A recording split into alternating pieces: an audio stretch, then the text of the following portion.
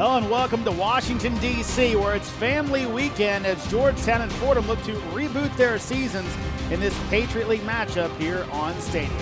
Jeremy Huber here with Michael Niebrick and Emery Hunt. Emery, we'll start with you. Today's game, 2 one-win teams. Kind of surprised at this point to see these two teams struggling a little bit. Right, and especially within this league as a whole. We know the Patriot League is normally one of the better leagues in the FCS. Both teams are struggling, but both teams are still in the hunt for the title. Now, of course, we're kind of here with royalty for one of these teams. Michael Niebrick, a longtime Fordham player, a star for the Rams. Again, Mike, glad to have you back. Or actually, you were with me. It was Emery who wasn't with us last time. But, again, this your former team, again, maybe some special memories when you see stuff like this, what you were able to do here at Cooper Field. Yeah, absolutely. Special to be back. I've been here for, we called the games last year, started the first game this year, but, being able to call a game, at the school that I played at, it's a special feeling. You come back to a place like this and you have those memories, just watching these highlights brings back a lot of memories. A lot of the coaches that I played with are still on this team. So, being able to go down there and talk with them, it's a good feeling for sure.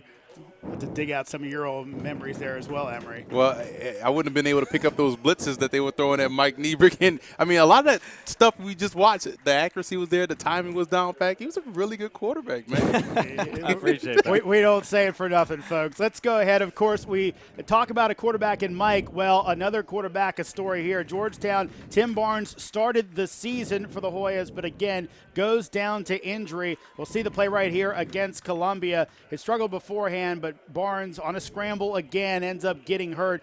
We saw him earlier today with on crutches, so we've been told lower body injury for Tim Barnes. But again, something you don't want to see if you're the Hoyas. Again, Barnes going down with injury. Definitely something you don't want to see.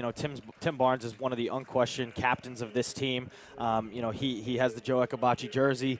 He means a lot to this football program, and having a guy like that go down for a second year in a row, it's a tough thing to overcome for a football team. So, of course, both these teams dealing with some quarterback issues when it comes to at least their starters. Let's look at our quarterback comparison. And today, Gunther Johnson coming on after injuries, after some tough play. Will be under center today for Georgetown. On the other side of things, Anderson, the standout quarterback for Fordham, he is not healthy, so Luke Medlock will be in the starting lineup for them. Exactly. Luke Medlock, he's a very solid guy. He has a lot of experience, played a couple games last year, and he's played some games this year. Dual threat guy, knows how to use his legs. He needs to manage the football game today. Limit the turnovers. He only has 1 interception on the year, and convert those third downs to keep the offense out on the field. And big players make big plays. He needs to come out and perform for this Fordham offense and try and produce. Gunther Johnson, on the other hand, a University of Arizona transfer, came in over the spring. Big-time quarterback, big-time playmaker. We saw last week 360 yards of total offense. He needs to take the reins today, become the quarterback that Georgetown needs, and then continue to use those legs. He had 3 touchdowns rushing last week. Continue to use those legs to perform. Let's go ahead and take a look at our keys to the game. We start off with Fordham in this one, and, of course, the Rams big up front. Getting word Chase Edmonds not in the lineup, Mike. That's one big key for them. Big key for them. They need to find a way to run the football. Right now, they're only averaging 115 yards per game. This is an offense that is predicated on running the football. They need to try and find a way to replace Chase Edmonds. They also need to keep the quarterback upright. They're allowing 28 sacks through 7 games right now, 4 sacks a game. Way too many sacks for a team that wants to throw the ball as much as they do. And then they also need to contain Gunther Johnson. We just talked about him. He had five total touchdowns last week.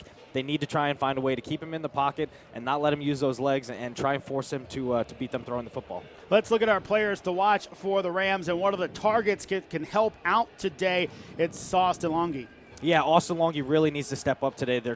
One of their top wide receivers, Corey Cattle, is not going to play today. Austin Longy's missed 4 games this year. He really needs to come out and have a big day. Last 2 games, 13 catches, 2 touchdowns. He needs to come out and really perform for this Fordham offense. Longy, a real tough customer, broke a rib against Army, kept playing, actually scored a touchdown, I believe, in that game. Let's look at our second player to watch for this squad, and it's a guy, big one in the back end, Caleb Ham. Caleb Ham is one of those guys that he is so good on defense. He's such a good leader. He's a 4-year starter. Played, as a freshman when I was there as a senior, so he is one of the big keys to this Fordham defense. They've struggled a little bit this year. He needs to come out and have a big game. 1 interception on the year, 2nd on the team in total tackles. Caleb Ham is the guy in that back end that really needs to lead the way for this defense today.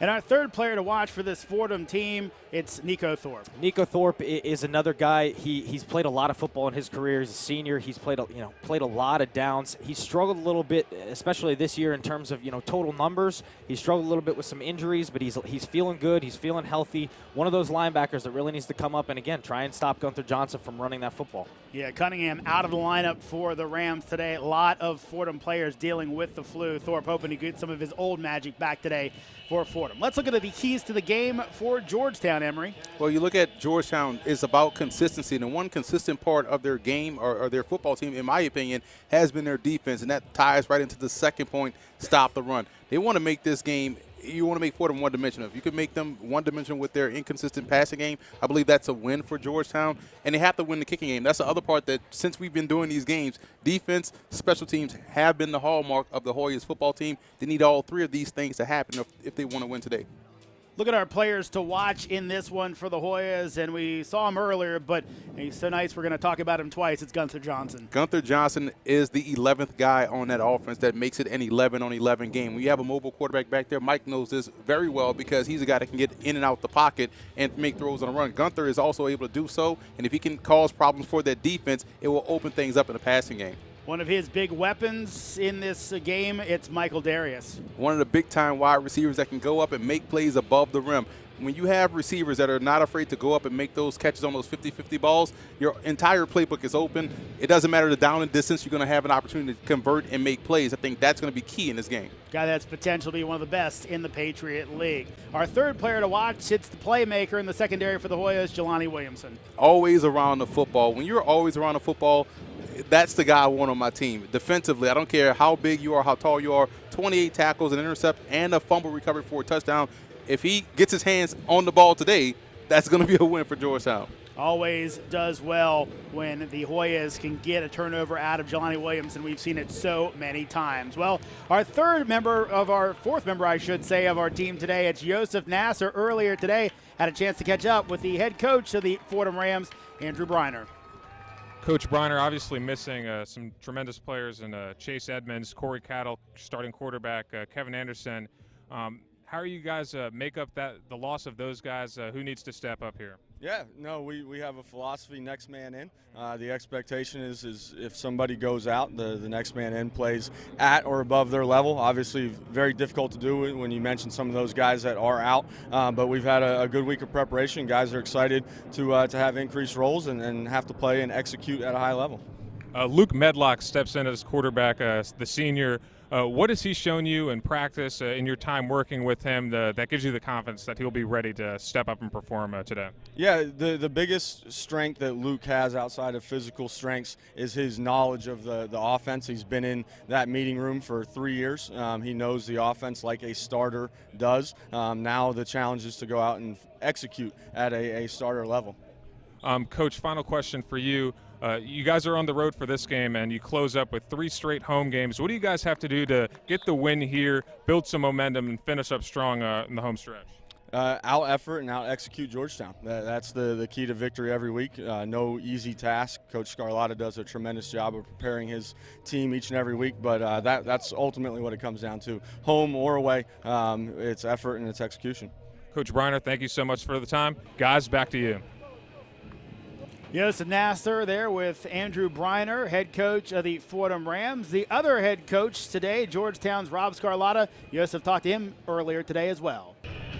Coach Scarlatta, Gunther played really well last week. Patriot League honorable mention. What do you need to see from him for you guys to be successful today?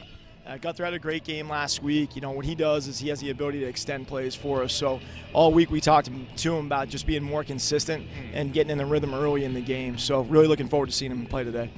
Obviously, the elephant in the room, Fordham missing 3 of their top players, their quarterback, Chase Edmonds, their running back, and their receiver, Corey Cattle. Obviously, the focus is always on execution, but it's human nature sometimes to look over at the other sideline and see that some top guys are missing. How do you keep the focus on execution? This time of year, everybody in the league's got guys out. You know, we have a bunch of guys that are coming back, some guys out. And if you look throughout the league, everybody's got the same issues. So it comes down to a depth issue. And, you know, I know Coach Briner does a great job of coaching them, whether they're starters or not. So this will be a battle all the way down to the fourth quarter. Final question, Coach. What do your guys have to do today to get the win this afternoon? Talked to the kids all week about starting fast. You know, we've only really come out in the Princeton game and started quickly, and we're looking to be more consistent in all three phases. And anytime that you play a Fordham team, I don't care what their record is, you better play a fourth quarter game if you want to have a chance to win in the end. Coach Scarlatta, thanks for the time. Jeremy, back to you. Thank you, Coach, and thank you, Joseph. And not only today, family weekend here at Georgetown, it's also Friends of Jacqueline Day, a really cool thing the Hoyas do where they look to improve the lives of children battling pediatric brain tumors. Friends of Jacqueline has helped nearly 730 families throughout the years. And again, guys, you both being former D1 football players, you see this a lot, but obviously programs like this kind of make it special where you can take your, celebrity, quote unquote, really help make a kid's day better. And I love the slogan, live in the moment, play in the moment. I think too often we as humans tend to forget about that and try to make up for lost time when things are critical. And we have to really embrace each and every day like these kids are doing despite what they're facing with their medical condition. Elijah Davis, Jackson Dundon, and Willie Hughes, the three members of the Hoya football team. You see the guys out there as honorary captains.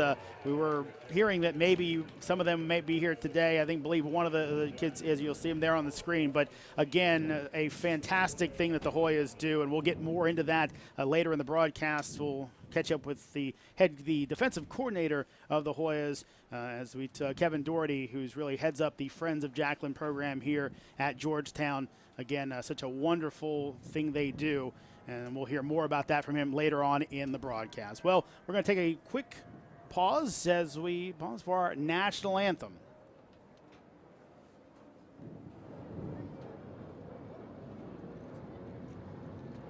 Please remain standing for the singing of our national anthem by the Georgetown Phantoms.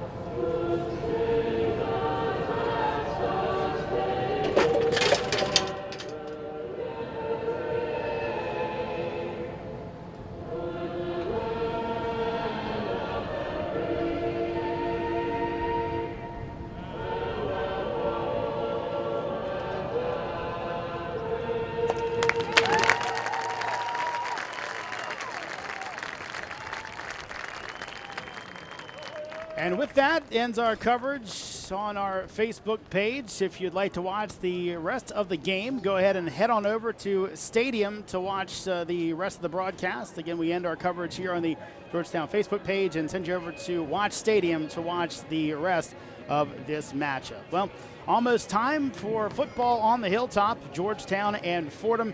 Again, guys, really an interesting contest today, as I think Fordham not expecting to be in the spot. I don't think Georgetown either, but late in the season, chance to kind of get some momentum going as we move forward towards the tail end and maybe get some wins on your belt. Yeah, absolutely. And the crazy part is, and I believe Emery mentioned it earlier, is, these guys are still in it. As bad of a year as they're having record-wise, they're still in it with the Patriot League contention here with, the struggles up and down the league. So this is a big game for both teams to try and get some momentum going. For Georgetown, if you beat a team like Fordham, that really says something about your program, where you've come.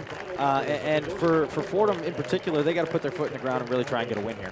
Yeah, what's interesting is that, normally now I've been on a lot of losing teams in college football, so I have a good bit of experience about this. But I always want to know from a quarterback perspective, how do you get everyone to jump in and be motivated? Well, it's tough, but you got to just kind of motivate your team, get out there, practice it hard every day, make sure that they're grinding away, and then eventually kind of just it works out for you. And right now we see our honorary captains. Actually, a honorary captain today, Elijah Davis, out on the field. The other two guys not in attendance today, but Elijah out for the coin toss, and obviously has to be a huge moment for him getting a chance to be out there on the field with the Hoya captains as we take a look. And, again, such a real special moment for this for that young man. We'll, of course, hear from Kevin Doherty, the defensive coordinator of the Hoyas. We'll hear from him at the half. And, of course, also heads up the Friends of Jacqueline program here at Georgetown, and really passionate about that. He'll chat with our Yosef Nasser about the thrill able to give guys like Elijah. Again, it's got to be really fun for him to be out there.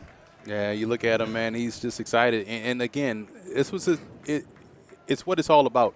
I think a lot of times we tend to lose focus on the important things in life, and we're out here playing a game, we're talking about a game, but kids are out there fighting real battles. So anytime they can get a break from that and watch a football game, it has to be special. Absolutely, and it's one of those things, you see it with Iowa, the whole stadium pausing and waving to the Children's Hospital nearby. It's one of those things that is so special about football and so special about sports is you can kind of step away and get kids like that, get people like that are struggling a little bit, and just be able to come in here for 4 hours and just relax and not have to worry about anything else. And it's such a special moment for these kids.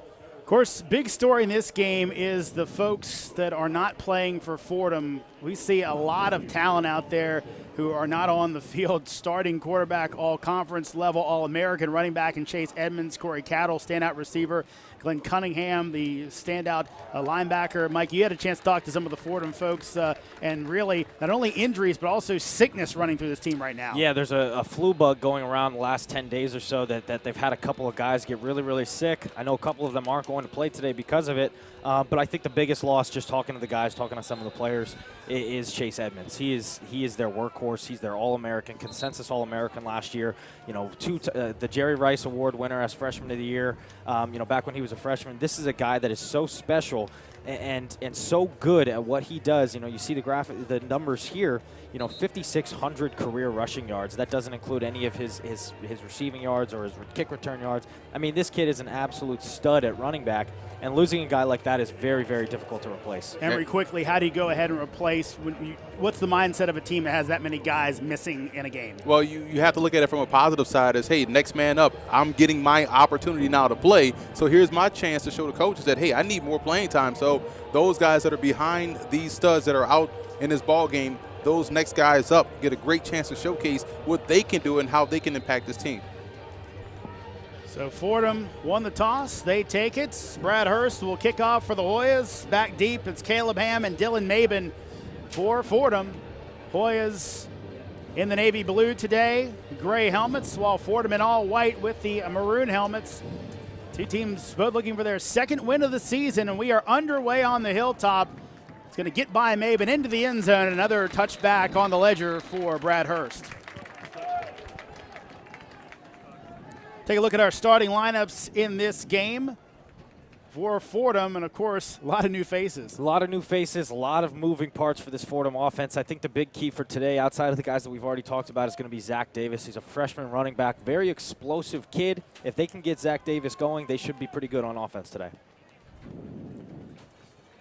So again, the replacement quarterback, Luke Medlock, in for the injured Kevin Anderson. Hands off to Davis, off right tackle, and Tate helps bring him down. Let's look at those defensive starters for the Georgetown Hoyas, Emory. And Christian Tate right there just making that tackle. And he's a guy that's so strong at the point of attack. It's tough to move him off the ball. And if he can be disruptive, he can really shut down what they want to do running the football. So a 2nd and 8. Quick pass out in the flat. That's Longy. He'll break a few tackles and pushes forward for a first down. So Fordham finding a way to get some positive plays early in the game. Yeah, and that's a perfect example of what this offense is built upon, how they work and how they work efficiently. A little run game to start the game, and then a quick little bubble screen, get it out to your playmakers on the edge. Medlock with the pump. Nothing there. He's going to take off up the middle. He's got some room. Seward able to bring him down as well as Tate. Tate on 2 tackles right now, and he wanted that slot receiver. They got away with a little hold in that slot, a little slight tug on the receiver in the middle of the field, but good job just picking up positive yards. Fordham moving quickly, 2nd and 4. Davis up the middle. Good job by the Hoyas to get in and break that one up.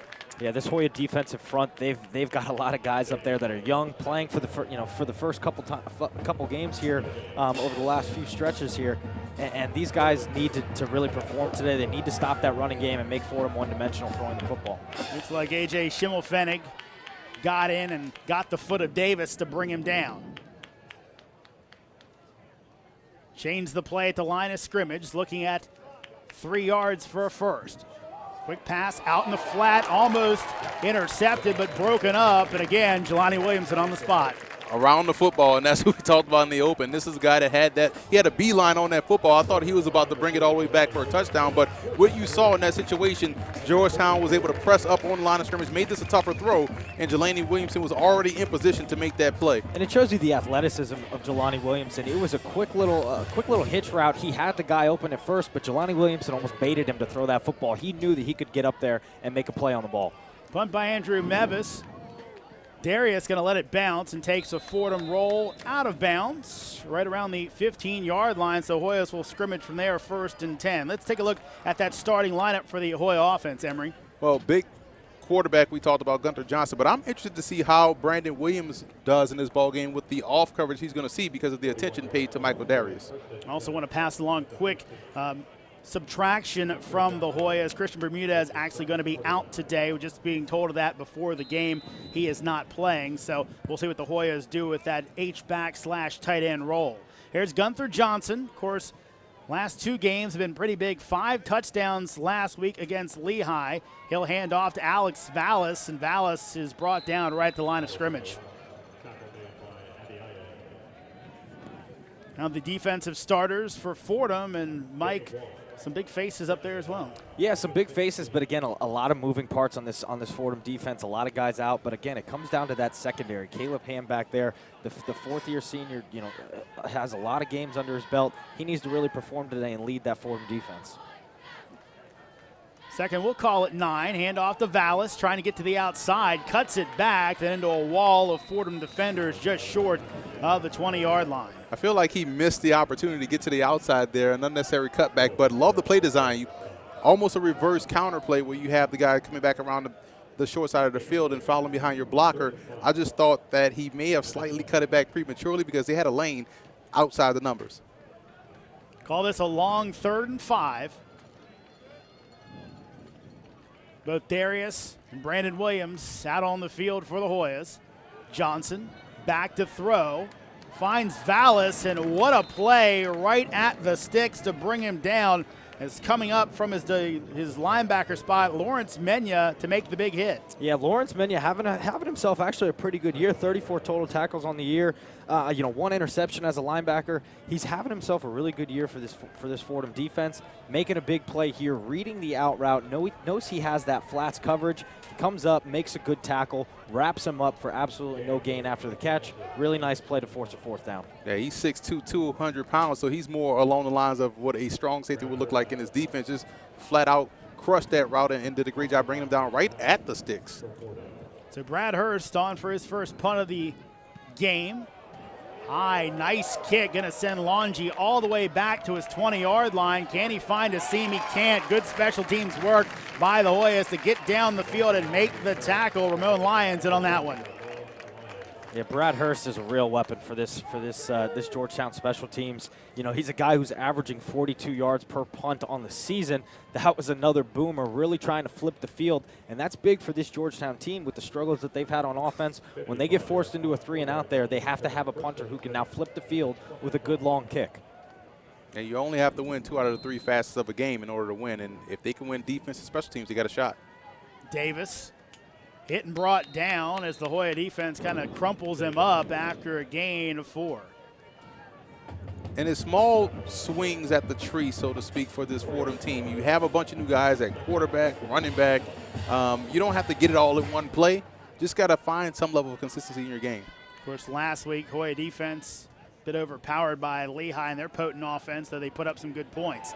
Medlock trying to find something, eventually does, but they'll say the receiver out of bounds. It was Hunter Harris trying to bring it in, but couldn't get the feet down. Really good coverage there by that Georgetown secondary. They had every single route covered. Nowhere for Medlock to go with the football. Medlock did a nice job, though, avoiding the sack there, getting outside the pocket and trying to find a guy down the sideline. Just forced the throw just a little too wide. 3rd and 6 here for Fordham. Again, Medlock checks with the sidelines. Pass out in the flat, very close to the sticks. Depends on the referee's spot as a host of Hoyas get there, and we'll see. This one may require a measurement.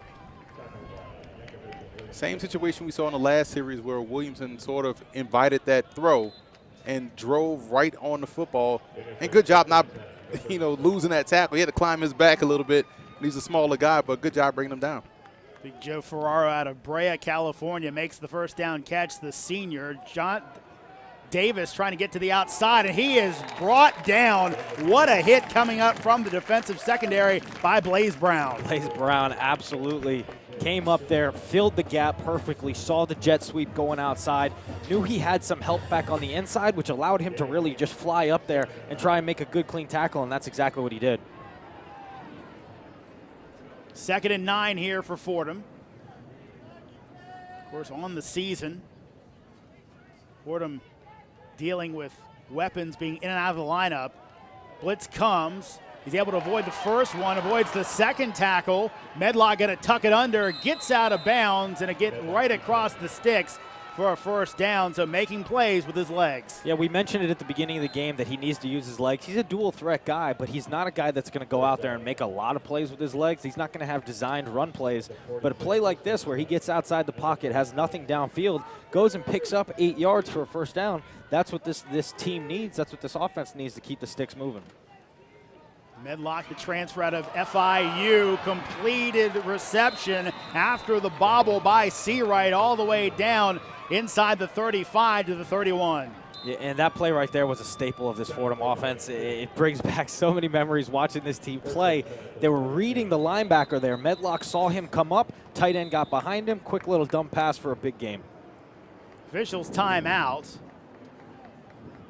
Reset the play clock, and actually looks like a player is down on the field. That's Jake Troutman, the offensive lineman, and they've had some. It's interesting, Fordham has been able to keep their offensive line group healthy for the last 4 games, all playing together despite maybe all the injuries going on around them.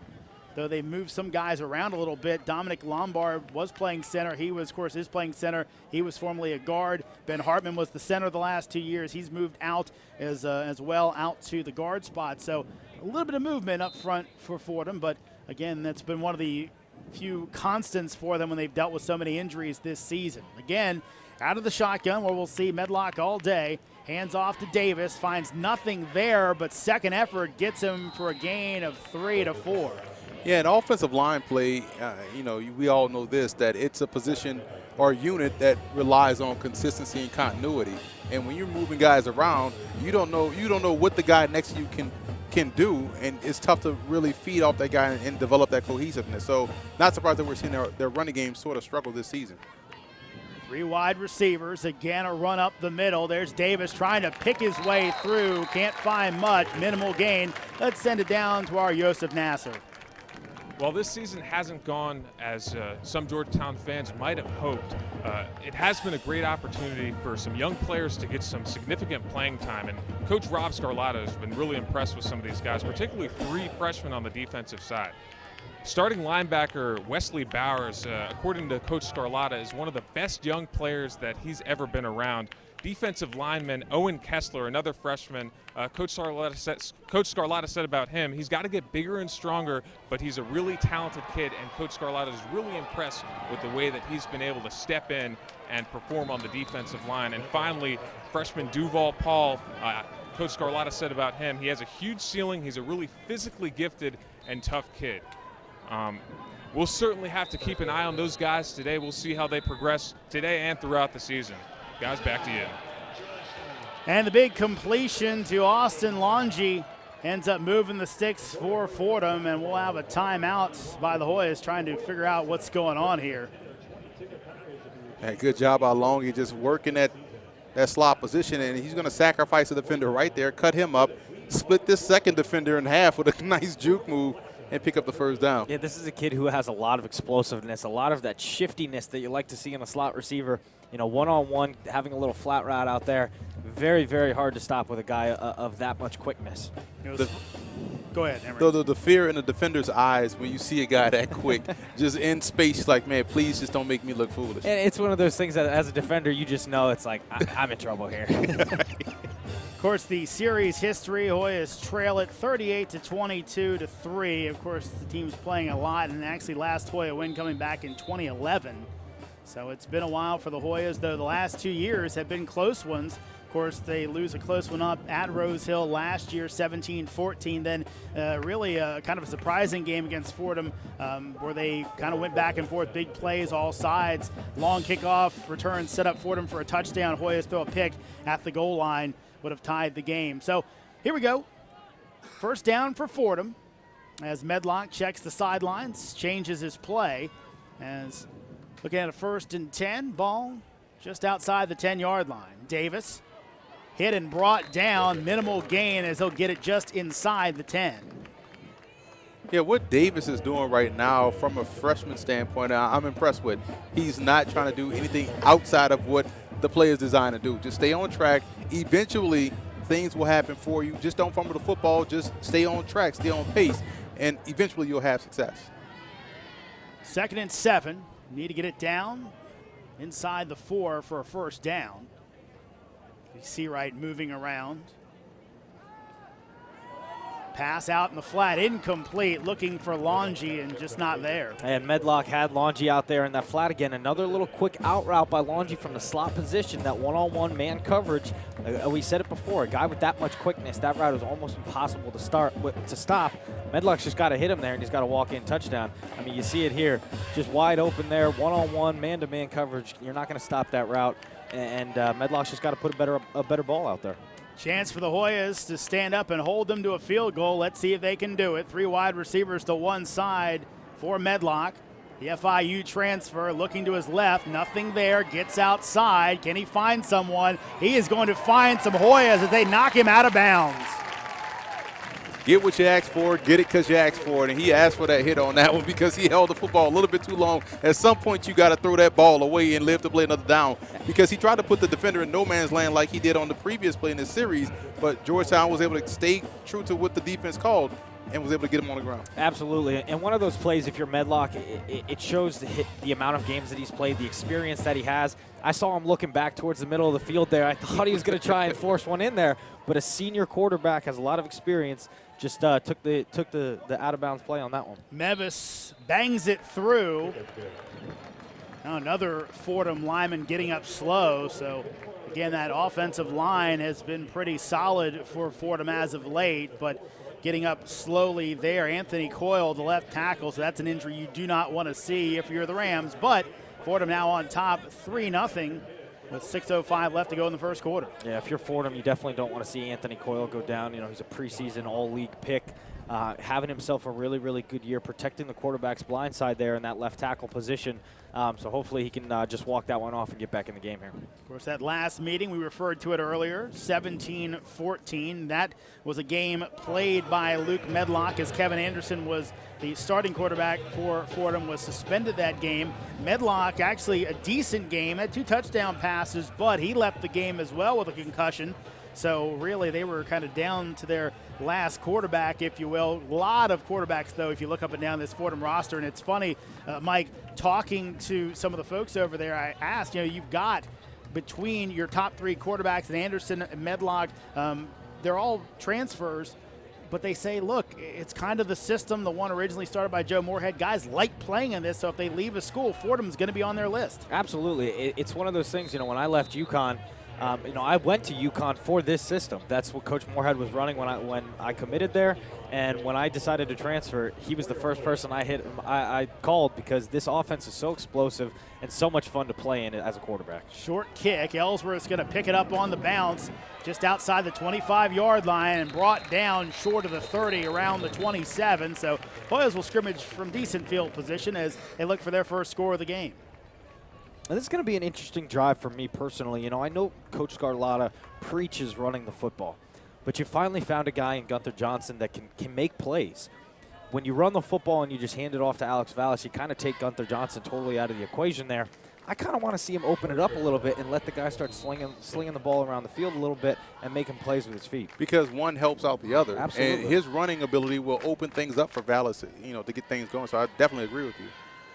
Johnson back to throw, trying to set up the screen, and nothing there as the Rams played it perfectly. Michael Ware absolutely saw that screen coming right from the beginning, felt that he wasn't getting too much pressure there at the line of scrimmage, read the play beautifully, expanded out, and forced the throwaway.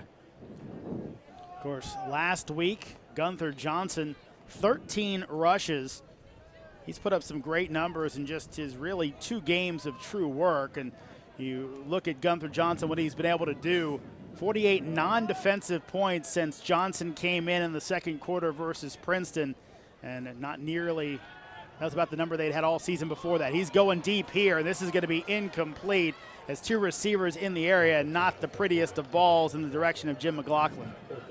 I thought that was a force over the middle of the field, and good job subtly by the receiver to cut his route off to where both defenders followed him, and that ball fell incomplete. But I don't understand the concept on this particular play because you had both guys in the same vicinity, and that's never a good thing. Absolutely, and it's almost one of those things where that ball came out so funny from Gunther's hand. It's probably a good thing that happened because he was thrown into double coverage there. So Hoya is now looking at a 3rd and 10. Need to get out to the 37 for a first down. Pressure comes, hits Darius, tries to cut it up, and he is going to have first down yardage and a little bit more as he gets it to the 40-yard line. Guys, we talked about it earlier. Gunther Johnson saying, look, this is the most athletic receiving core I've ever played with. Kind of an example of it right there. Yeah, and Michael Darius, Coach Scarlotta absolutely loves this kid. He will put his money down that he is the best wide receiver in the Patriot League and maybe in the FCS. He is such a athletic, big body that will go up and make plays, and just getting him out in the flats there, you know, going out and making 15 yards. He's a big-time playmaker.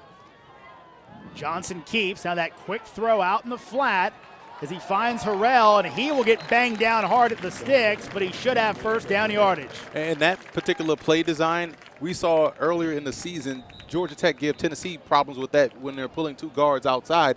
And the reason why is that as a defender, your eyes tell you, hey, the guard will tell you where the play is going, but it's all about misdirection. That's why that was wide open in a flat. And it looks like Harrell injured after taking that big shot. And that's kind of some of the stuff I'm sure he ran at Arizona, that quick option throw out there. But Harrell makes a good move, but then runs into a few Rams.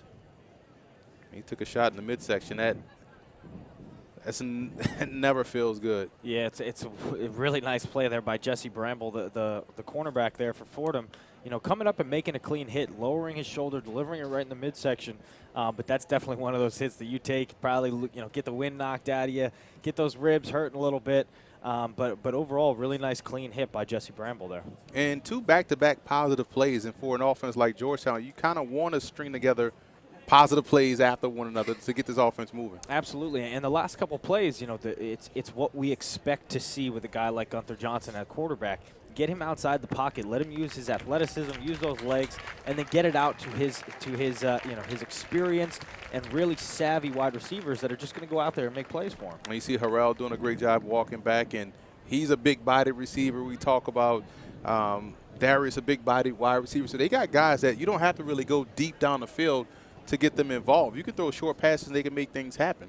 And the interesting thing with Harrell, a guy who's battled some injuries in his career at Georgetown, has played in all 6 games this year, so you hope that this isn't a serious injury. But as you said, Emery, when you take a hit like that where you're kind of exposed with your side, there's no really way to protect that. And, again, took that big hit from Jesse Bramble, but did get the first down. And he is from New Orleans, so he's a tough guy. So just want to I had to get that in before the broadcast. Absolutely. Tough guy. He'll be back.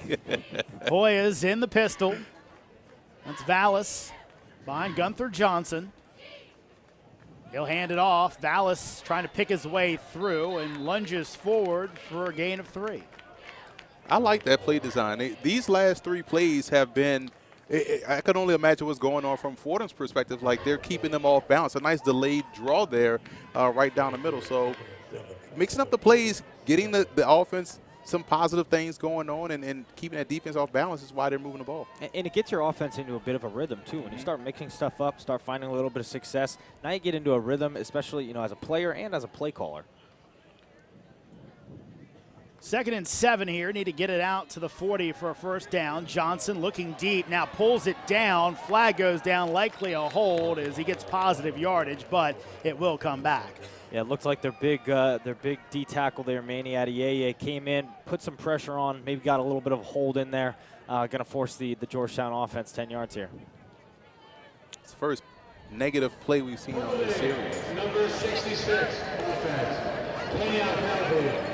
Jared Horn pick up that penalty, and interesting with Horn as he moved down the line. So we see there the quick hold. Second and 17 at the 43. They called on Horn, but I don't know if I see him out there on the field. Anyway, a second, call it 17 for Georgetown as we wind our way toward the end of the first quarter. Hand off to Darius on the reverse. He's got some space, tries to get to the outside. Can't do it, though, as Antonio Jackson comes up from his safety spot and limits the big gain. I would say the entire playbook is open right now for Georgetown. We've seen all kinds of misdirection and razzle-dazzle so far, and I like it because, again, it gets your offense in a rhythm like Mike said, and also gets these guys touching the football, so you don't want to have to make them work hard for it. They're getting the job done. 3rd and 9. As Johnson checks over to the sideline. There's Clay Norris, or started when Tim Barnes went down, helping give in the signals. Johnson really says he's comfortable with this Georgetown offense. It's like the other offenses he's run in his life. Now he'll look to move. Trying to find something. He'll tuck it under, then slide down short of the sticks. And I think from you guys up here, he might have missed an open receiver. Missed an open receiver, had some guys downfield that were open. I think he was looking to the left there, but had some guys to the right. Just didn't see it, and that happens as a quarterback. Sometimes you got guys downfield that everybody in the stands sees, but you. So just one of those plays. But overall, pretty productive drive for this Georgetown offense. Found some rhythm, found some plays that work. But ultimately, you got to get the ball in Michael Darius' hands. Got it a couple times that drive and made some big plays. And a flip field position, and a lot of times you see quarterbacks tend to protect the receiver from the defender. As a receiver, you're seeing yourself wide open, but you don't see the guys screaming right behind you about to lay you out. So the quarterback just saved your life for a chance. So yeah, he took the safe route, but they flip field position, got these guys on backed up on their own end. Another nice kick there by Brad Hurst coming into the game. Hurst had 9 punts down inside the 20. Add another one to that total, put that one inside the 10 on the Longy fair catch. And this is a really good opportunity for this Georgetown defense. They got, gave up some big plays that last drive, gave up the 3 points. Right now, if they can limit this Fordham offense, get the ball back with good field position, gives them a chance to put up some good points. 2:46 left to go in the first quarter. Flea flicker, nothing there as the Hoyas cover it well. Now Medlock trying to find something on the sidelines and incomplete as he tried to get it into Joe Ferraro. Mike, was that play call a little bit too premature? I mean, they haven't had success running the ball. So I think so. Like you said, they haven't had success running the football. They haven't really done much on offense outside of, a couple of big plays. I think they probably could have held on to that one a little bit for later in the game. But, it's one of those plays that Coach Briner calling the plays. He loves to take shots, loves to take chances, and that's one of them. Medlock again looking to throw, now has some running room, has a lot of running room as he will slide down just short of the sticks, though. Looked like he had a lot more, but instead about 2 yards short. Yeah, you're seeing the senior leadership by him because he's not taking bad risk. He's taking a calculated risk. There were some places where he probably could have fit the football in, but why force it when you have the athleticism to get out there and pick up positive yards? Yeah, this is a guy who's played a lot of football in his career at Fordham. He's played in a lot of games within the last couple years or so, and he's played in 6 games this year, has no interceptions. So really, really doing a good job at protecting the football. New running back into the game, and he will have the first down. That's D'Angelo Palladino after the gain of 6. And he's from Ironton, Ohio, so a Midwestern kid coming out to the Bronx. Boy, yeah. No stranger than a Virginia kid going to the Bronx. Mike's a different breed, though. You know it. 1st and 10, out in the flat and caught. Nice hands grab out in the flat by Joe Ferraro. Only a gain of around 4 on the play, though. Yeah, Medlake's he's got to do a better job on those out routes, getting the ball out in front of his receivers, but allowing them to catch it and turn up field. Right now, he's putting the ball a little bit too out in front, which is forcing them to the ground right after the catch. And those routes are usually only run at 3 or 4 yards. Again, out in the flat. This one tipped up as he was looking for Hunter Harris. And that was directly to your point, because that one came out extremely late and almost invited the defender back into the play. Yeah, absolutely. I remember running this offense, and those quick little out routes need to be catch and throw. As soon as you get the football from the center, you got to turn and throw the football. Right now, he's taking a little bit of a drop, which is making him late out to the flats there. Boy is showing pressure. Will they come? Seward up on the line of scrimmage. Now, looks like Medlock checking out of the play. Need to get it to the 35 for a 1st down. Hoyas rush just 3 over the middle, and that will be completed, but just short of the sticks, it looks like. And I think they're going to say it's a 1st down. Wow. Longy not only knew where the sticks were, but also knew where the defender was, too. He quickly got on the ground to preserve himself in that football. We don't have the best angle up here, but it looked like that stick was a little bit past the 35-yard line, but obviously referee said that was the line to gain. Quick pass, Longy, outside, stayed on his feet for a second, but I think they're going to say where he went down originally. Maybe the forearm went down, but a flag down as well. It looks like it's going to be a hold out there by Ferraro.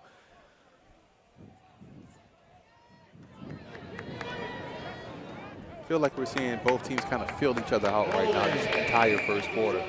Fans are kind of sitting there kind of waiting for something to happen. Waiting for something to happen, absolutely. Right now, you can sense it. The fans are really waiting for that one big play to happen here. But you see, again, it's one of those throws by Medlock. He's got to put the ball out in front that allows Longy to catch it and turn upfield. Luckily for him, Longy is so shifty and so quick that he can take a pass like that and still get upfield. But got to do a better job of ball placement. Whistle blows again. I'm going to say a false start, so back-to-back penalties on Fordham. And if I know Coach Andrew Briner like I do, he's fuming right now on those sidelines. He had a little bit of something going there, but, man, can penalties absolutely kill you. Now you're sitting here with a 1st and 20. Takes so much out of your offense, man. Absolutely. Clock rolls again under 30 seconds, so could be the last play of the quarter. Handoff, Palladino up the middle for a 3-yard gain, and that should run things out as Fordham will take a 3-0 lead into the 2nd quarter here against Georgetown on the Hilltop. You're watching today's contest on the Patriot League Network on Stadium.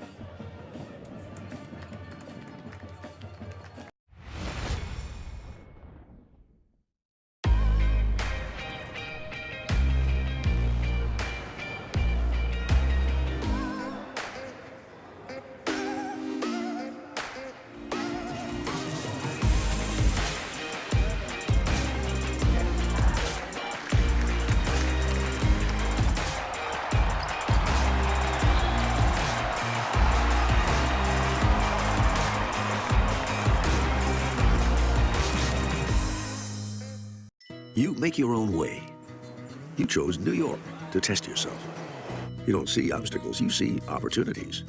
You thrive on the unknown, the unfamiliar, the unexpected. You live by your ideals. You have a moral compass, and you know how to use it. The diploma says Fordham. You take it in your hands, you keep it in your heart, and then you do what the world needs you to do. You put it to work. Fordham University, the Jesuit University of New York.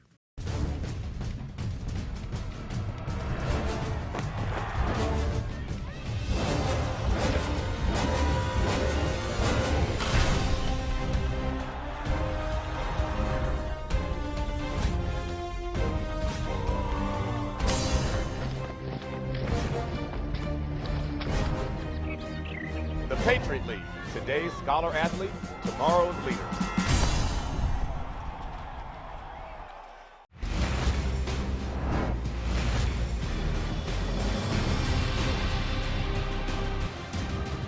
Three 0 Fordham lead as we're back into action, and this will be almost picked off. Coming up, guess who? Jelani Williamson. And you talked about it, Mike, man. You got to catch that football and throw. We were talking about this in the open. That's the throw that you did exceptionally well, was just like catch, throw, get out there quickly. You're inviting the defender back into play. Yeah, the timing is off right now with the Fordham offense, getting those footballs out by Luke Medlock.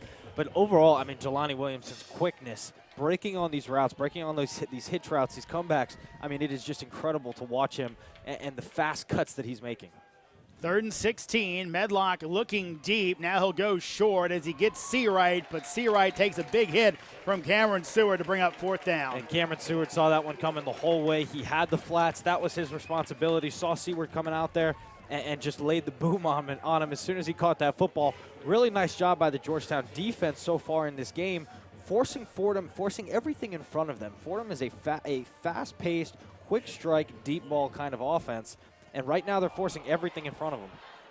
And they're going to have a flag, and this should be a ball back to Fordham as Darius will be brought down at the 10-yard line, but a roughing the kicker coming up and not a smart one on Georgetown. Yeah, I thought he probably expected the guy to pick him up on the edge and block him, so he kind of lumbered into the punter like a heavy bag, and he thought he blocked it, but ended up getting the penalty. That's just going to keep them on the field. So those are the type of mistakes you can't make if you're Georgetown facing a team like Fordham. Absolutely, and it's one of those things that you just can't, as much as this Fordham offense has struggled this year, and the guys moving in and out, having your backups coming in and trying to make plays, this is still a good offense. The scheme of it, the way that Coach Briner calls the plays, it doesn't take much to throw up 35, 40 points real fast. So giving this Fordham offense extra possessions is not something that Coach Scarlato wants to see. Like Romello Walton, the guilty party on that one.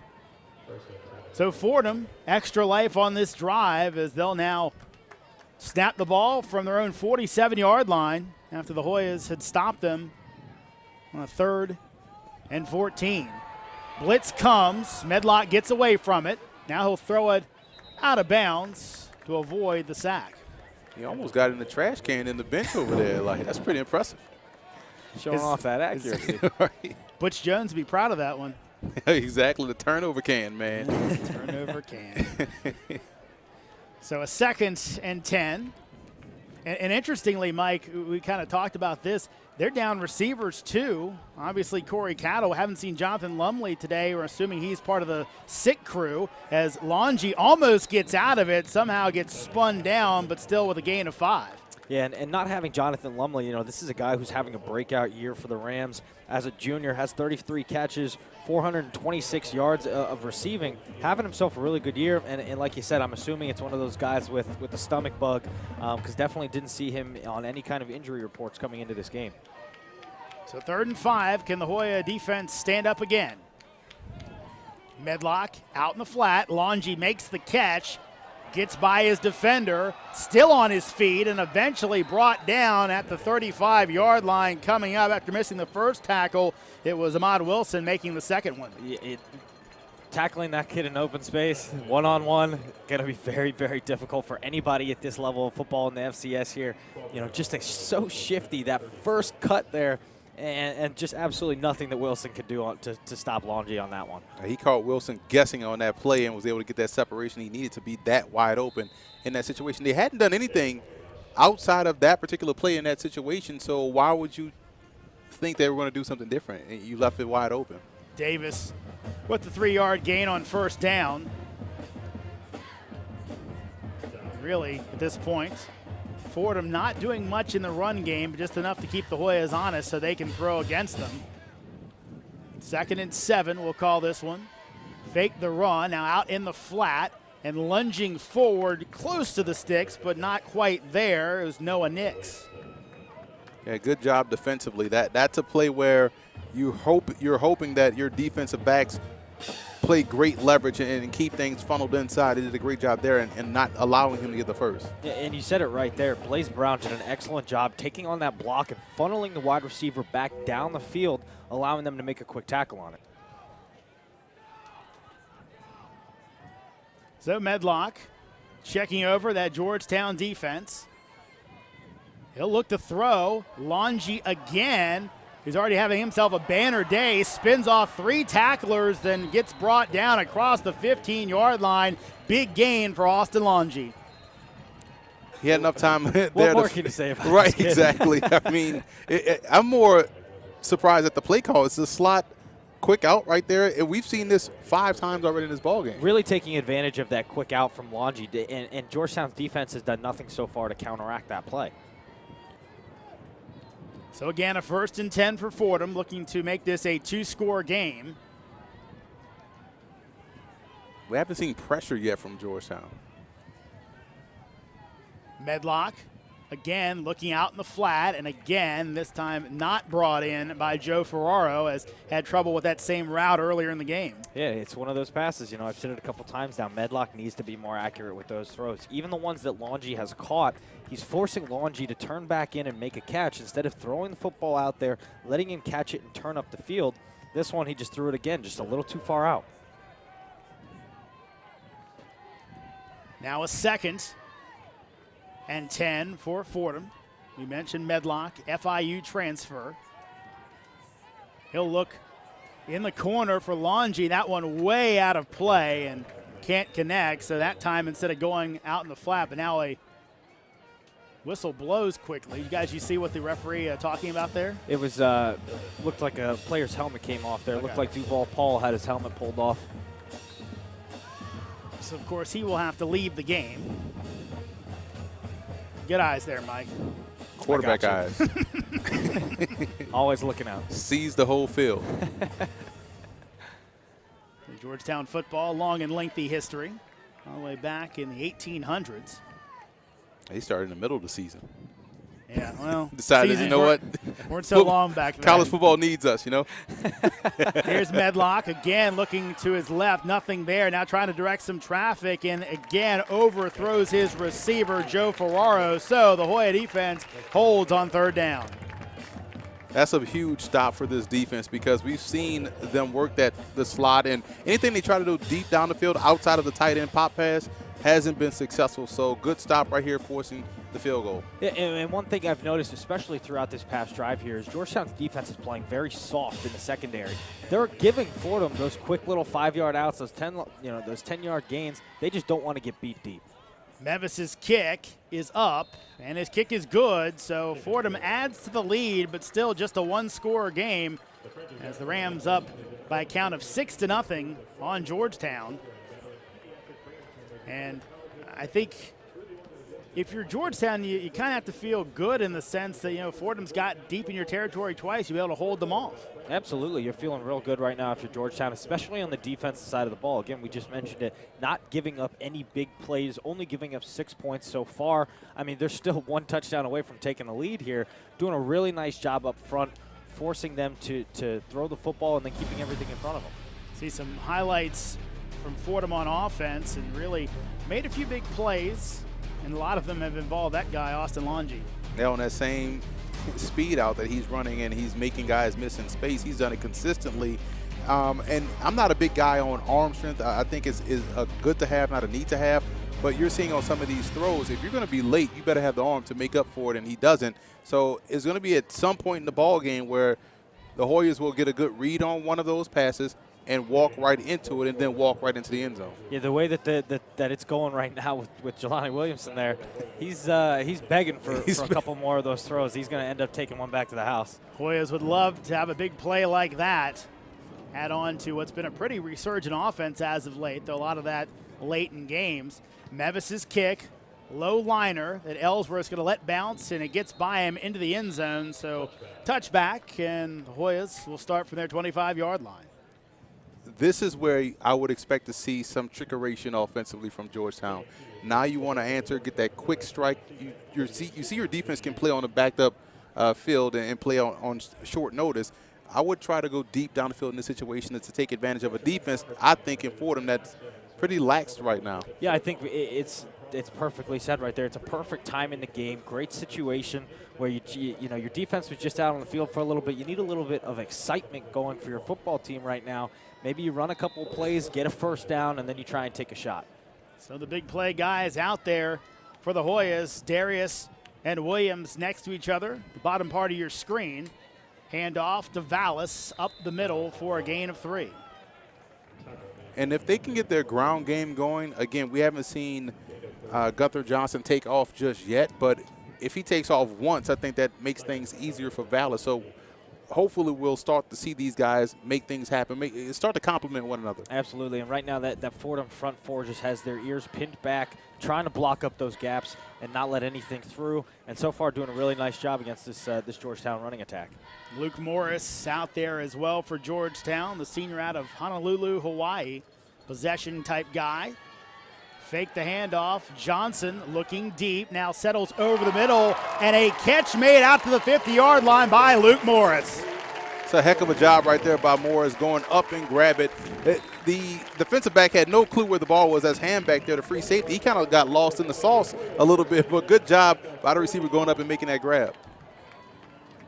Luke's ears must have been burning, said that I mentioned him up here, called him a possession guy. That's more than a possession play right there. Yeah, really, really good concentration by Morris. You know, just seeing that ball come in the whole way.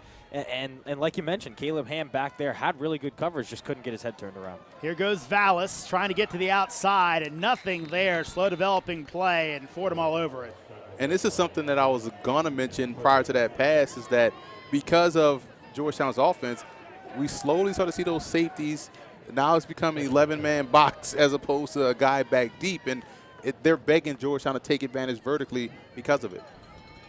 Yeah, the game that you missed with us, Emery, that Michael and I did at one point late in the game, I think we commented that there were about all 11 players within 8 yards of the line of scrimmage from Merritt. It was incredible. Wow. And, of course, the Hoyas actually beat them deep on a play to big play Michael Darius. McLaughlin goes in motion, 2nd and 10.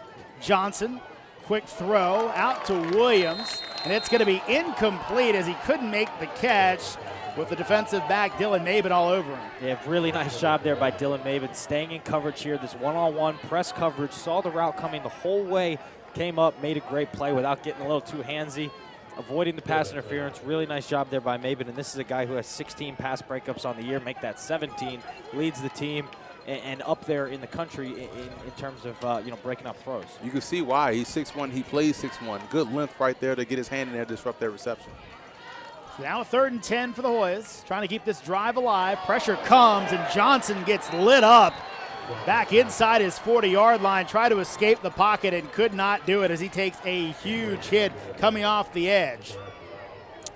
Yeah, he stepped into that sack right there. You kind of want to see him step up into the pocket, as we saw both defensive ends kind of beating their tackles to the spot. So they open up 2 doors right there. You step up and make that throw, but just a good job by the Rams. Yeah, absolutely. Really nice job by that front four of Fordham, forcing the edge to collapse in on him. But like you mentioned, he did have a space to move up in the pocket, but that's something that, he is still relatively young quarterback, just a sophomore.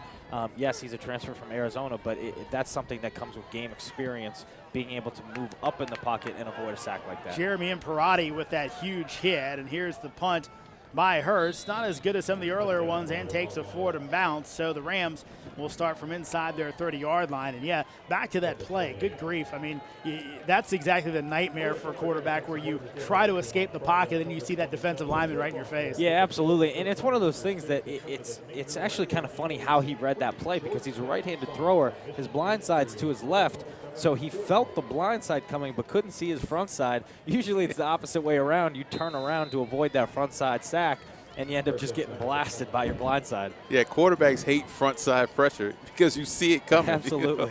Here's Longy again as his catch total goes up. Still on his feet. May have still been if the fact he ran into his own player there trying to spin out of another tackle. Ends up with a gain of 4 on the play. That's how you negotiate your way through traffic, man. He was making guys miss one by one. He's been their big-time playmaker. He's a spotlight guy. He's making plays in space. See right there, 1 guy, 2 guys, 3. It's like a video game now for him out there against his defense. He's got that B button, that exactly, spin move. the spin move going for him. 2nd and 6. As Medlock. Pressure comes quickly, has to elude it, now throws down the field, and a catch is made. They will say the feet are in bounds as Noah Nix makes the grab. And that was an absolute strike there by Luke Medlock. You know, we've been harping on him being more accurate with the football. That was about as pretty as it gets, throwing the football on the run. Got his shoulders turned around and threw a dart to the sideline, right to Noah Nix, and a beautiful catch there, getting his feet down. Pushed out of bounds, 21-yard gain on that pass to Nix. And Medlock there just getting what he can, and I think he comes up just short of the line of scrimmage. Yeah, throwing on the move is one of the more underrated traits you have to have as a quarterback because, again, you can now expand your passing game left to right and really gives the defense a problem because you're getting out there outside the perimeter. Palladino in there next to Medlock, who throws over the middle. This one is caught as he finally hooks up with Ferraro for another big gain. And that was a really nice play design there by Coach Briner and this Fordham offense. They tried to expand the flats, get that linebacker to go out there with a quick little flat route, had a nice hook coming in behind him, and you see it right here. They got that linebacker to expand out. Medlock had a window right behind him and threw another dart for a first down. So Fordham's offense, after some early struggles, starting to click. All these new faces out there, not a shock. Play action, Medlock again eludes the rush, throws this one, and looking for Longy, who makes a phenomenal catch, but he's out of bounds. They should let that one count just because. My goodness. My goodness, what a grab. So a hold on putting on Fordham. a That's show. going to move him back. But let's get back to that catch from Austin Longy. I think we're going to see it here. Oh, my goodness. And I tell you, if you ever want to notice if gloves influence a game, they do. Look at that. Oh, my goodness. I mean, for a little kid, he got up on that play and Right. absolutely snagged it out of midair. See, if I was a ref, I'll call that a reception just because. Just because. You, Just give it yeah, to you him. got to give it to him. Great You effort. got to let that one go. I think if you called that a catch, you might see Rob Scarlatta pull a Billy Martin out onto the field. No way, but what a phenomenal athletic my feat goodness. by Austin Longy. So that moves the ball back to the 40-yard line. So now 1st and 20. Can La Jolla's take advantage of this break? Quick pass out in the flat, incomplete. Again, looking for Nix. And this is the unique part about college football because the hash marks are wider. So you're on the left hash, you got to make a far hash throw. You really got to drive that ball in there. That one hung up there, and it throws off the entire timing of the play. And it's probably one of the hardest throws that this offense has, throwing the ball out past the numbers there from the opposite hash. And again, it's one of those things that you just have to get the ball turned, plant your feet, and get a solid drive with your back leg to get that ball out there. Palladino brought down after he runs into a wall of Hoyas, try to cut it back, and ends up with a gain of 3. Undertaker is not here, folks. That is, I think that's a new thing on 3rd downs for the Hoya defense. Pretty cool. But no Mark Callaway sighting today. Every school has something unique. It's pretty funny. 3rd and 17 here, as Medlock has 2 receivers each way. Palladino in the backfield with him. Throws it out in the flat. That's incomplete. That time looking for Harris. Can't hook up, and decision time now for Andrew Briner. I think he should punt it.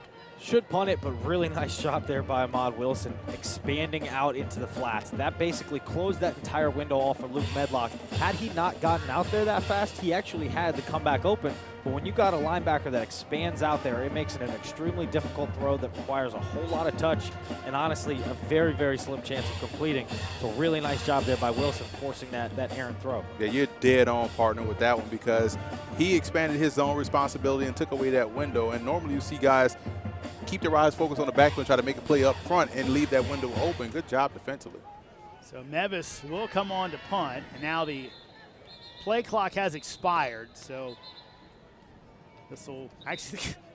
So I think Fordham probably wants to Probably take. wanted that one, yeah. But they're going to go ahead and now restart the play clock, which may lead to more of this, depending on what Rob Scarlatta does if they end up actually taking another delay of game.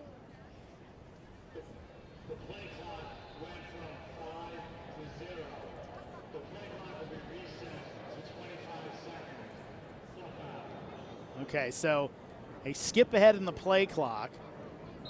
Some home cooking. They'll reset it to 25. The game clock won't run.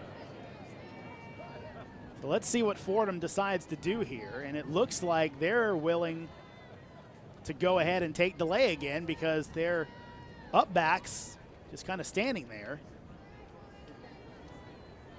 And apparently exactly what I outlined is going to happen here. Yep. Give that punter a little bit of a better angle. And now, exactly what I said, Rob Scarlatta is going to decline the penalty. So basically we just wasted about 30 seconds or more of our lives, folks. It's a good crowd turnout here today at Georgetown. You can feel them, though. They're waiting. There was something Just that waiting Yeah, if for you want something big to happen. anticipation, that would happen 2 plays in a row. So let's see if the short field, if Mevis can go ahead and down it inside the 20, goes for the coffin corner, and it is going to take a bounce and into the end zone. So good idea, but didn't get the right bounce, and Georgetown will bring it out to the 20. 5 minutes and 35 seconds left, 37 seconds left in the half. Here's what Georgetown, we want to see them get into their 4-minute offense with 5 minutes in the half to go. So try to push the pace, push the tempo a little bit, get some positivity going into the half, and try to get some points, man. I feel like this crowd, we talked about it all broadcast, that the crowd is waiting for something to happen, whether it's on either side. This has been a pretty much stalemate from both teams, so they're waiting for a big play. So Hoyas scoreless here in the first half. Isaac Ellsworth into the game. He kind of picks his way through and doesn't get much, and now a flag comes in. Late flag in an interesting spot.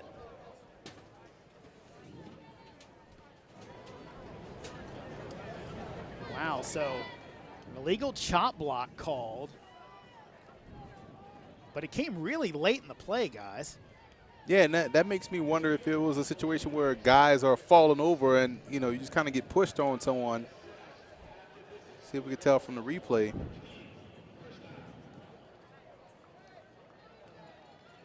Yeah, I don't see a chop block. I'm not sure where the call was on that one, but wow. Either way, forces them back 10 yards here, making it a pretty good backed up situation here on a 1st and 20. So Hoyas, as Mike told you, all the way back at their 10. Clock running, quick pass out in the flat as they find Jessen, and he's brought down quickly by the defense of Fordham, as coming up from his linebacker spot, Lawrence Menya. And that was a really nice job there by the cornerback, Jesse Bramble, of coming up. He saw the screen coming. He took on his block, and it forced the wide receiver there to make a quick decision once he caught that football. He forced his block back into the wide receiver, and then ultimately, you know, kind of stuffed the play right from there. A little confusion between Johnson and the sideline as he kind of put his hands up like, what are you trying to tell me? He'll throw over the middle. That one's incomplete. And again, cornerback Mabin all over the receiver, but that's a good play according to the ref. Yeah, Mabin's living on the edge right now with those pass defenses, really getting in tight on those wide receivers, and so far not getting flagged for it. So, you know, if you're not going to get flagged for it, you keep playing until they force you to do something else. That's just a good job right there. You see him use his feet, his hands, his hips to really stymie the receiver. You really saw more of him than you saw the receiver on that particular play. So why would he throw that football? That was blanket coverage. 3rd and 17 for Georgetown. Johnson, again under pressure, tries for the screen to Ellsworth and a little out in front of him and incomplete, and a flag now down. Let's see what this is, and this is going to be offside on Fordham.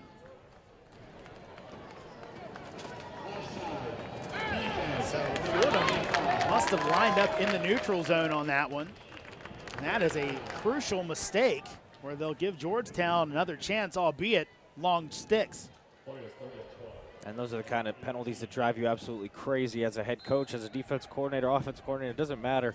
They should be off the field right now, but they're giving, you know, just a dumb penalty like that, you know, now gives Georgetown an extra opportunity to try and get this first down and keep the drive alive. So 3rd and 12. Gunther Johnson back to throw. He'll pull down now, tries to shovel it. Don't know if that was to Darius or to the other receiver in the area, but trying to make a play doesn't work. Yeah, Darius probably was caught in no man's land thinking, okay, he's going to run him and turn around and find a block. Then he throws a pass. It's just tough to do because, again, your offense is sputtering. You're trying to make plays. And things like that where you're not on the same page tend to happen a lot. And now you put yourself in a situation where Fordham, you know, it doesn't take much for them to get going. They get a great opportunity here to put more points up on the board before halftime. And this is one of those situations where you know you need a good punt if you're Georgetown, and you got Austin Longy sitting back there as the return man. He's going to have an opportunity here to possibly return a kick. Hurst boots it away, flag down, and this will be a key, as they will say personal foul, roughing the kicker. So we saw one on Georgetown earlier. It's good offense right there by Georgetown. Get the free 15 yards. That's the other part of it. We've seen two, I want to say, laissez-faire type efforts coming from these edge rushers on these punts, both for Georgetown and also for Fordham, lose track of where they are. And that's a rugby-style punt. You see the guy coming right at you to kick it. You have to pull up right there unless you for sure have a block, but he didn't. He kind of backed away, and then the other guy just ran right into him. Yeah, it's not often that you see a running into the punter, and it's very strange to see it twice in a game. We've seen it here, and it's just sloppy. It's sloppy special teams is what it is. It comes down to just not being disciplined and trying to make a play when you know it's not there. It's like Christian Frokaj called for the penalty. So Hoyas with new life. Johnson trying to take advantage of it, looking for Darius, who makes the catch. He's at the 20-yard line. He will be brought down at the 10. Going deep, Gunther Johnson. Again, he hooks up with Michael Darius.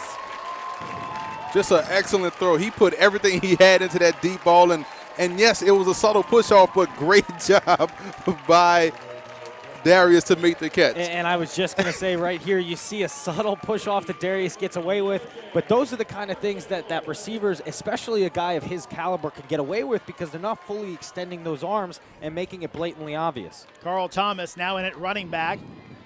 Fake the handoff to him as Johnson trying to get to the outside, and he will be knocked out of bounds just short of the 10. And now Menya getting up slow. I think just angry he didn't get the tackle for loss. Also angry he got stiff-armed.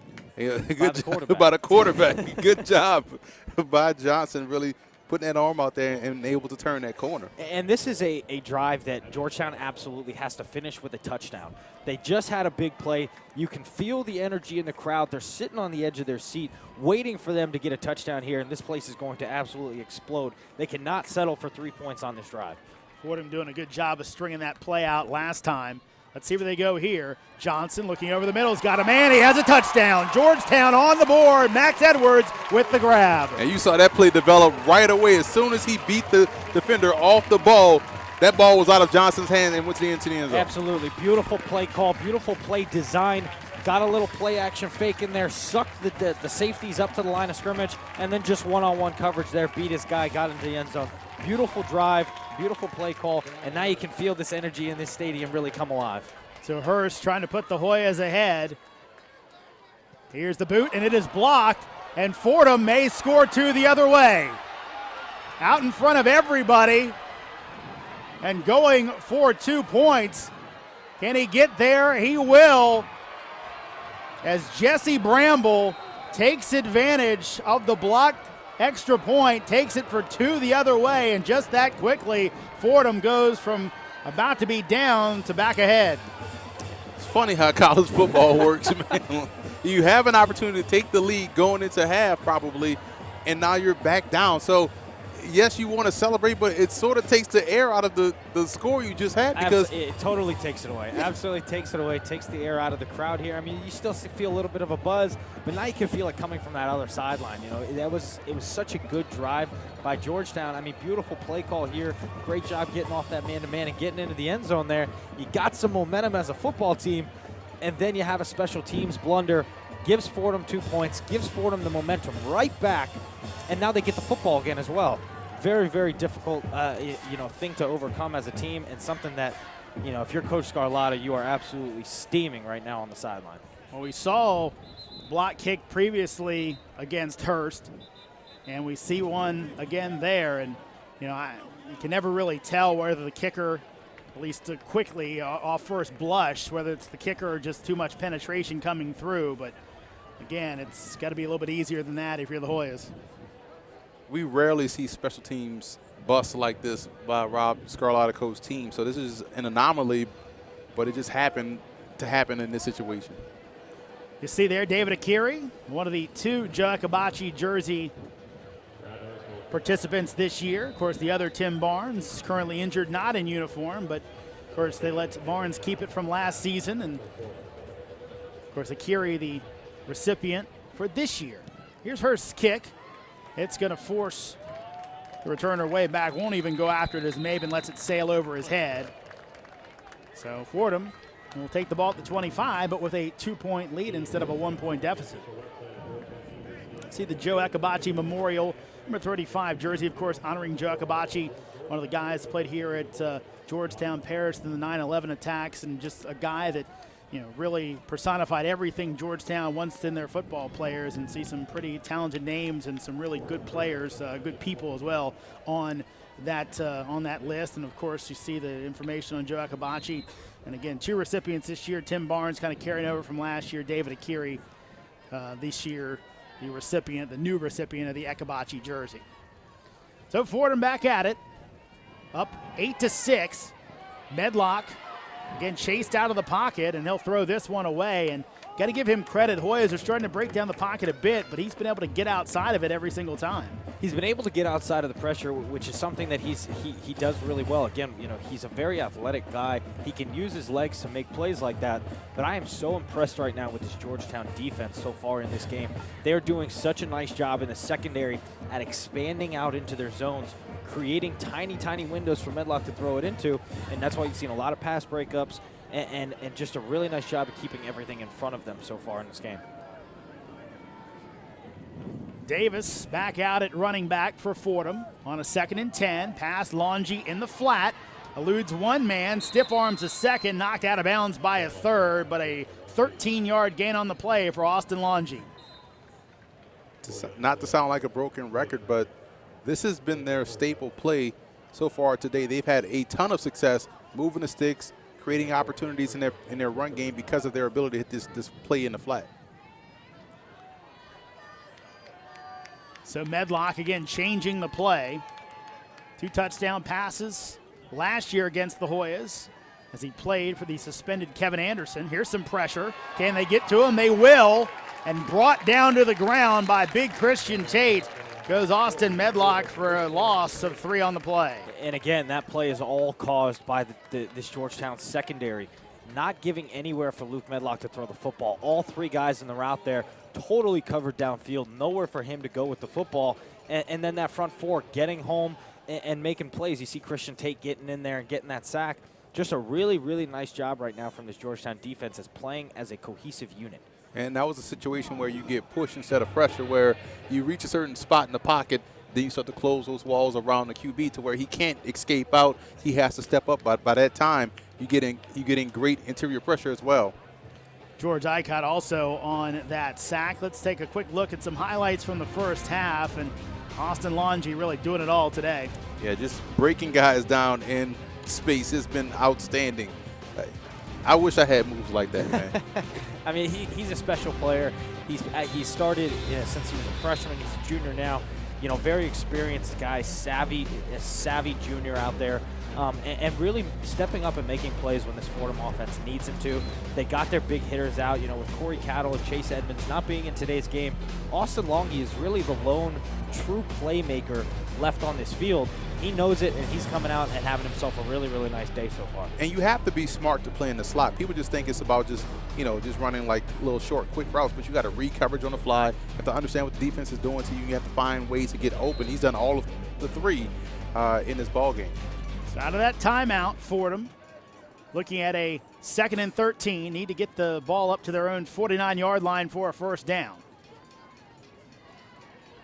Quick pass out in the flat, finds the tight end Seawright. He'll be brought down. Yankovic as well as Williamson to make the tackle as he's about 4 yards short of the sticks, and now Fordham trying to push the pace. And this is one thing Coach Briner absolutely loves to do, is really get this tempo going. We call it warp speed in that offense. So you get things going, get some momentum going, and it allows it doesn't allow the defense to kind of set up and make adjustments. Under 2 minutes to go in the first half. Medlock, again, someone at his feet. He needs to get out of the way, and he'll throw this one away. So the Hoya defense coming up large on third down as Tate and a few others get back there and force Medlock to move. Yeah, it looked like Duval Paul, the freshman big guy up front there, that just kind of finagled his way through the line of scrimmage there. And it was funny, the offensive lineman who was blocking him turned around as in like, wait a minute, how'd you get behind me? Right. Like, yeah, what are you doing on the ground? So much talent up front for this Georgetown squad. Paul, one of the young Lions, I think we called him last time. Christian Tate, a few others. So Mevis on to punt. High kick that Darius is going to let go, and it takes a Fordham bounce and checks up at the 1 yard line. So things completely changing strategy-wise as Mevis able to come up with a big kick when he needs it. Yeah, really impressed so far with Andrew Mevis. I mean, no long kicks yet, but the kicks that he's been making, from a field goal perspective, he's absolutely booming them. And these punts that he's having, I mean, just an absolutely gorgeous punt to flip the field and force a struggling Georgetown offense to now drive 98 yards to get a touchdown. Yeah, he's been a weapon today in the special teams department.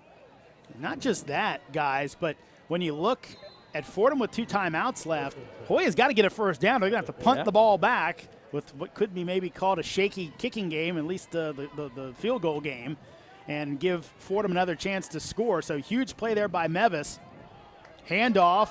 Vallis gets the first down and a little bit more, so that kind of changes the strategy right there for Georgetown. Well, you asked for it, and they delivered their partner. Exactly. You better play the lottery tonight, man. Again, really, and it's kind of interesting in a situation like that. That's by far the Hoya's best run of the game. And it just kind of opened up. It was supposed to be right down the middle, but he found the hole off tackle. Was able to pick up the first. So under 1:20 to go in the half. Johnson throws. Williams makes the catch for a gain of around 4.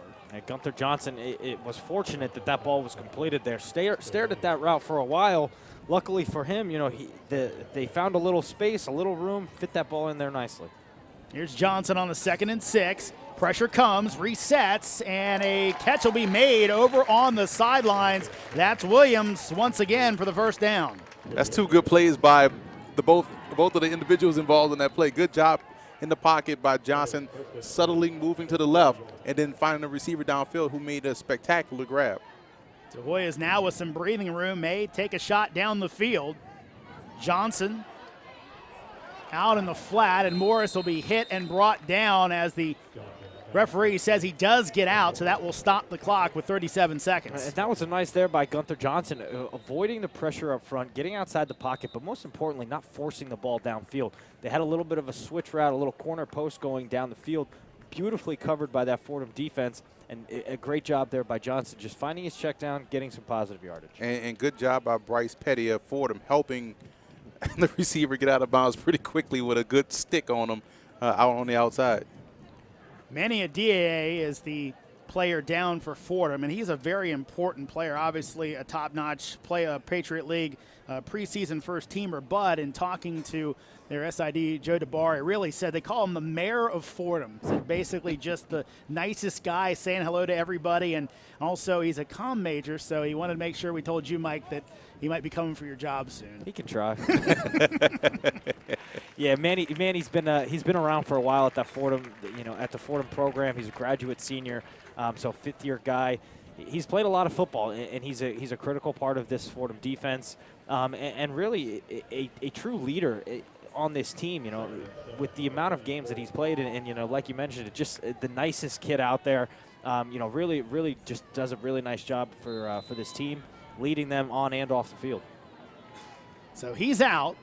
Let's see what the Hoyas can do. Here's Johnson. Throws it over for Morris, and that's incomplete. And Johnson kind of grabs his head, I think more out of frustration than anything else. I think they were setting up a double pass in that situation because it looked kind of weird. The motion going back, and then for him not to attempt to grab the ball? It was a very interesting play for sure. You know, with the action that they had in the backfield, you know, everything you just mentioned there. But then also Michael McFarland almost looked like he wasn't sure who to pick up there. It just overall, nobody was on the same page there. Johnson finds Darius, who will be cut down just short of the sticks. What a phenomenal tackle there coming up from the secondary to bring him down as Bryce Petty gets the job done, and he'll force a Hoya punt. I've been very impressed with this Rams secondary as far as making plays in space is concerned. Each one of these defensive backs have done a great job one-on-one versus the receivers of Georgetown. Tall task because these are physical receivers, but they've done a great job in space. So, timeout called. Let's see here, Darius thought he might have it off that nice block by Williams, but just couldn't get there. Tackling is about attitude and want to, and he came up with it on his mind that I'm going to bring this guy down one-on-one in space, and you saw him didn't hesitate, just flew right up, brought his arms with his shoulders, was able to bring the guy down on the ground. And it was beautiful form tackle because any kind of a bump off there that Darius could have gotten, you know, he probably has that first down. He's only short by a yard there, you know, so just a really, really nice form tackle by Petty there coming up and getting Darius short of the sticks. Some big plays out of the Hoyas the last few games. Mike and Ike, if you will. Michael Darius to the top 5 longest receptions. The 83-yarder also had an 80-yarder earlier in the season. And Isaac Ellsworth last 3 games, some big plays at the kickoff returns. And again, when you're a struggling offense, always good to get that field position. And he's been able to set the Hoyas up a few times. Guys in the truck doing work with the Mike and Ike reference. I like Love it.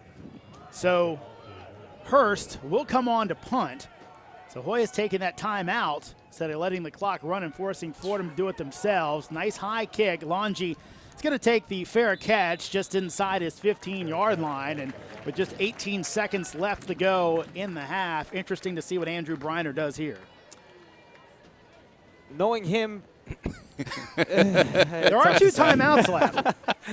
I guess this is the question, Mike. If his full complement of weapons are there, does it change the strategy? I think so. I think if you have, you know, your veteran quarterback, Kevin Anderson, if you have Chase Edmonds, you got Corey Cattle, you know, you got those guys around, you might want to take a shot. I mean, you know, we talked about it earlier.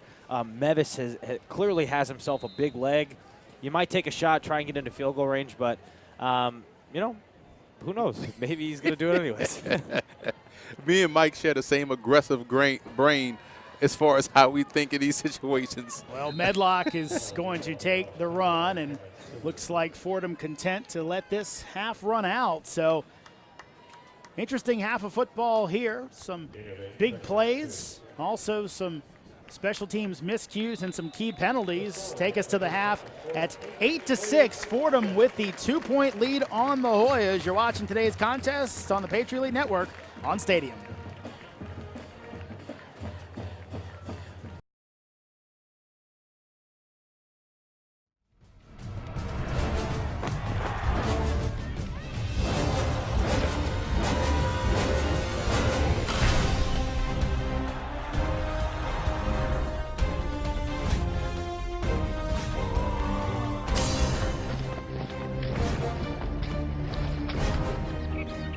The Patriot League, today's scholar athlete, tomorrow's leader.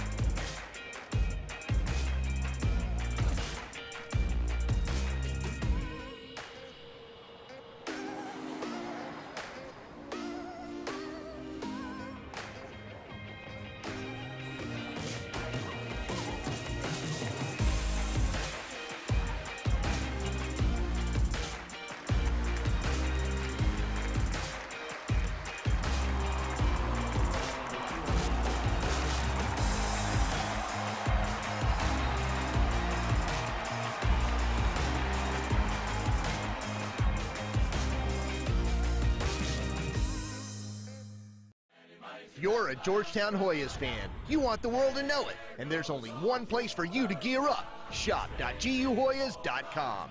You'll find an awesome selection of Georgetown items, including jerseys, t-shirts, hats, and more. Decorate your home, office, or even your car with the best selection of Hoyas gear anywhere. You'll also find great customer service, 365-day hassle-free returns, and fast shipping. So show the world you're a Georgetown Hoyas fan. Head to shop.guhoyas.com.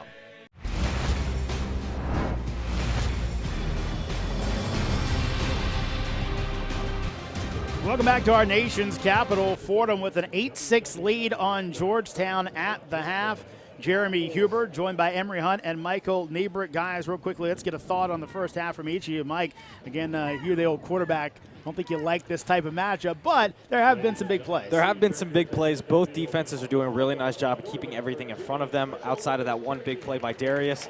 Like you said, I'd prefer it to be 30-35 right now, but, a really nice job by both defenses coming out and preparing for this game. And right now it's just a chess match. Yeah, and I kind of want to see which team will decide to make the play. We've seen one play kind of falter, the flea flicker, where someone come out and try to run more trickeration in the second half.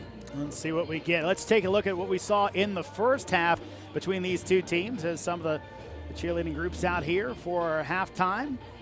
But again, our first half highlights, and we would see early on the Hoya defense kind of pick it up, but then this guy, Austin Longe, he's had himself a day. He's had himself a day. He's gotten loose a couple times, and we mentioned it during the broadcast. He's a guy who needs to come up and make big plays. But for the most part, Georgetown doing a really nice job of keeping him in front of them. But obviously, you see here a nice little pop pass, one of those staples of this Fordham offense. And again, early on, and we've actually seen the offense for Fordham do pretty well. 233 total yardage so far, but again, Austin Longe, Emery. He's just been outstanding. He's doing a one-man show right now as far as making guys miss in space. And Georgetown defensively have been great as far as from a assignment perspective, but it's just Austin Longe doing a great job just making a better play.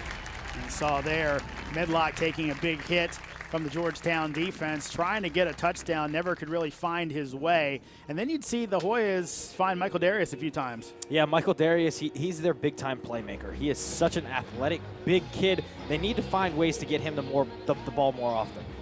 And we'd see the Hoyas get themselves off the field. Michael Darius again here where we thought could be a big play, but Antonio Jackson coming up from the secondary making a big play. And then we'd see later in the half, this was that run by Alex Vallis, really the first time we saw the Hoya running game going. Exactly. You want to see that more often in the second half. But good play right here. Nice sight adjustment. Saw the guy beat him initially and threw the football right before he turned around.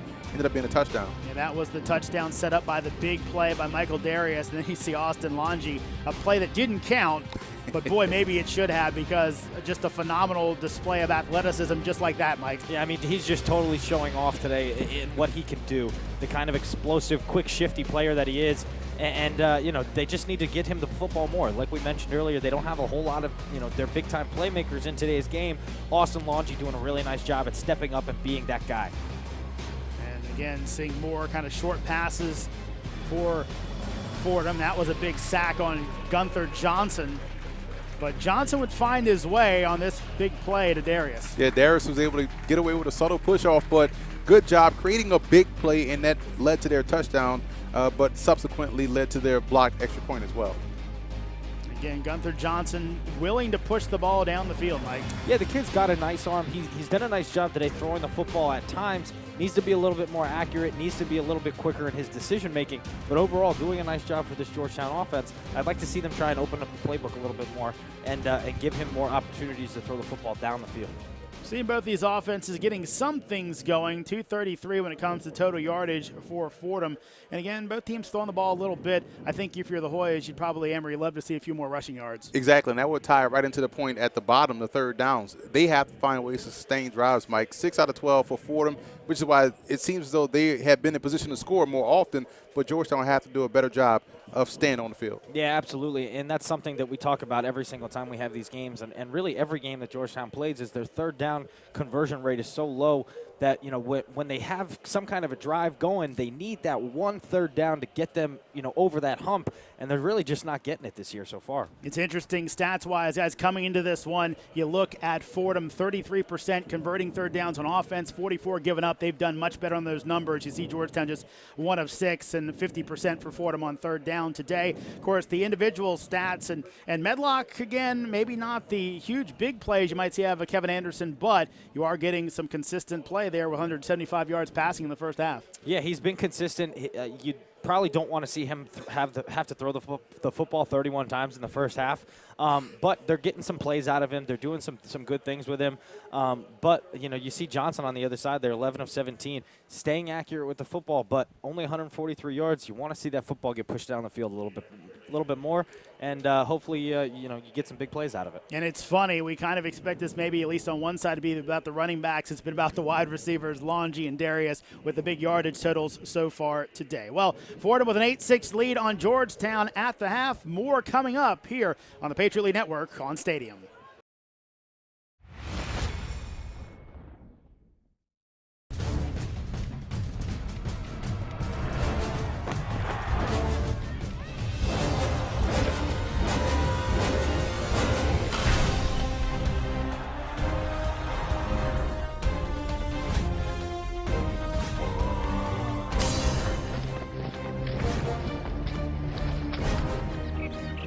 The Patriot League, today's scholar athlete, tomorrow's leader.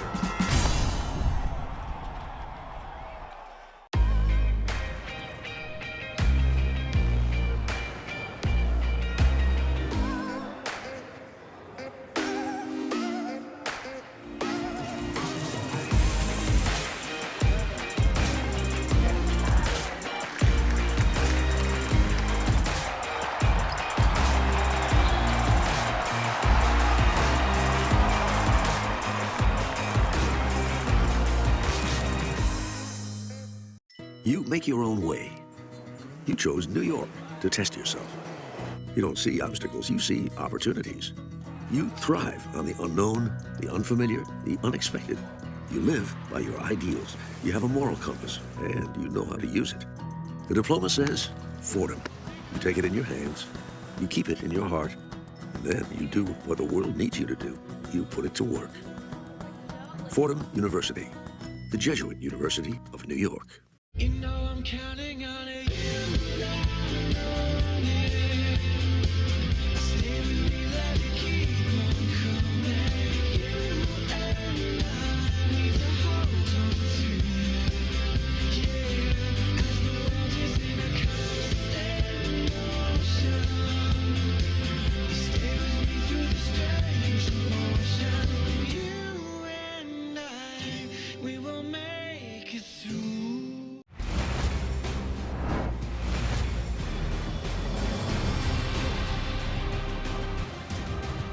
We're back in your nation's capital as Fordham leads Georgetown 8-6 in Patriot League action. Of course, take a quick look at the Patriot League standings, and it's a little bit topsy-turvy this year, at least when we talk about the team at the top of things. Lafayette, a surprise, 2-0 in the PL. Yeah, and I saw Lafayette against Princeton earlier in this year, and they're playing a lot of freshmen, so these guys are getting confidence each and every week as they get out there on the field.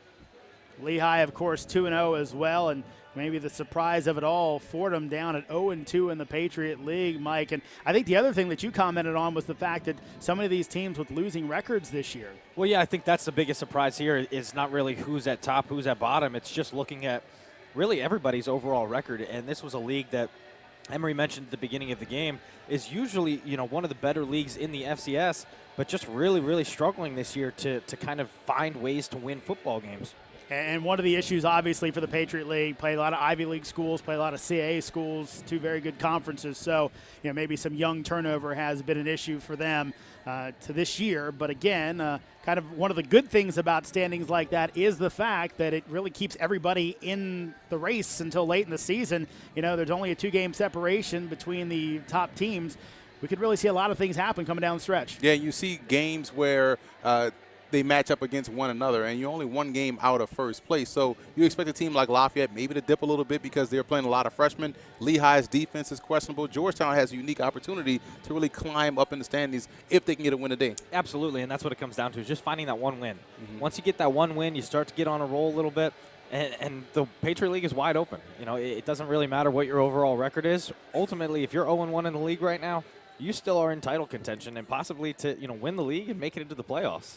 Should be interesting to see what happens the rest of the way. Of course, when you talk about the football season starting to wind down, the basketball season starting to heat up, and of course, here at Georgetown, a lot of excitement. Patrick Ewing on the sidelines taking over as the head coach of the Georgetown Hoyas. And, of course, they just had Midnight Madness here at Georgetown last week, actually. And Coach Ewing able to go ahead and finally meet the loyal fans of the Hoyas.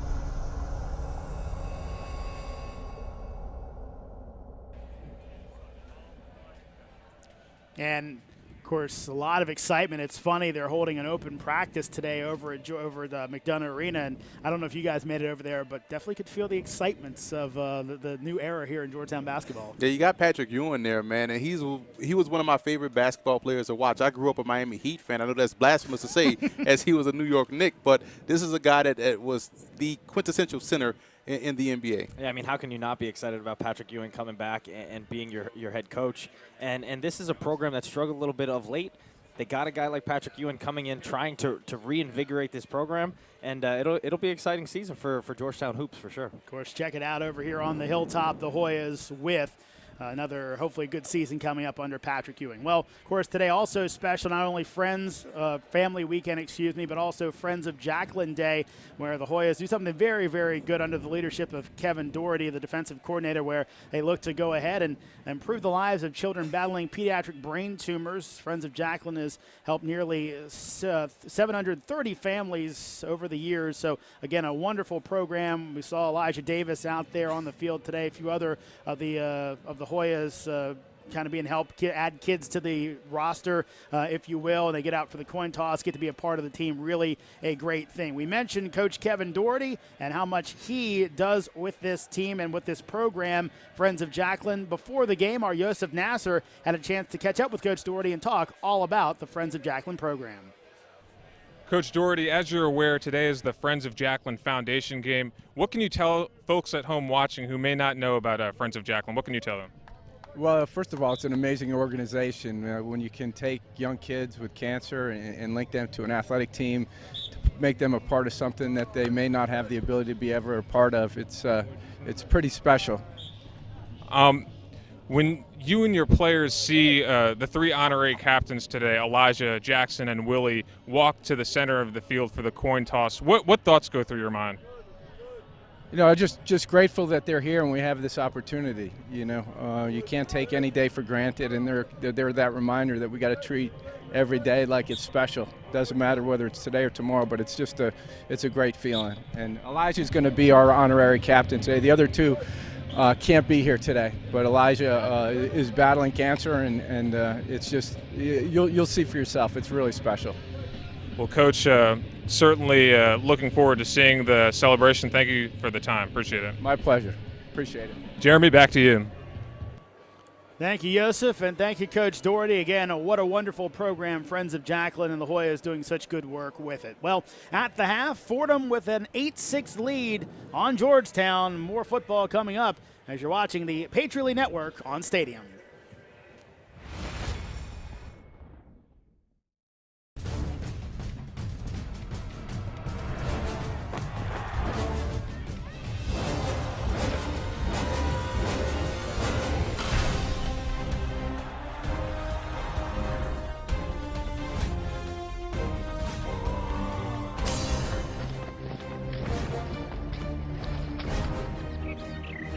Patriot League. Today's scholar athlete, tomorrow's leader.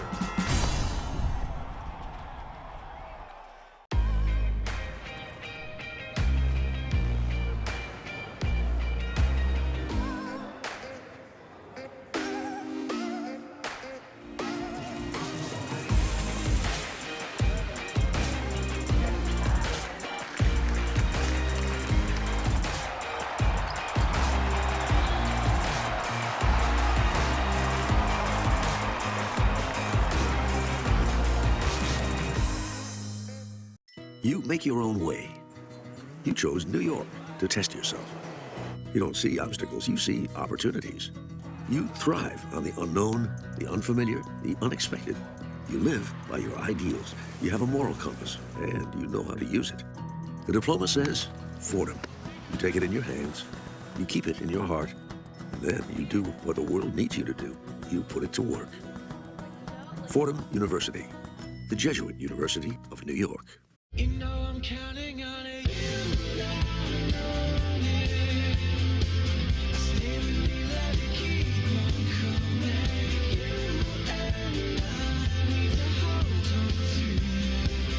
Yeah, as the world is in a constant motion. Stay with me through the strange emotion. You and I, we will make it through.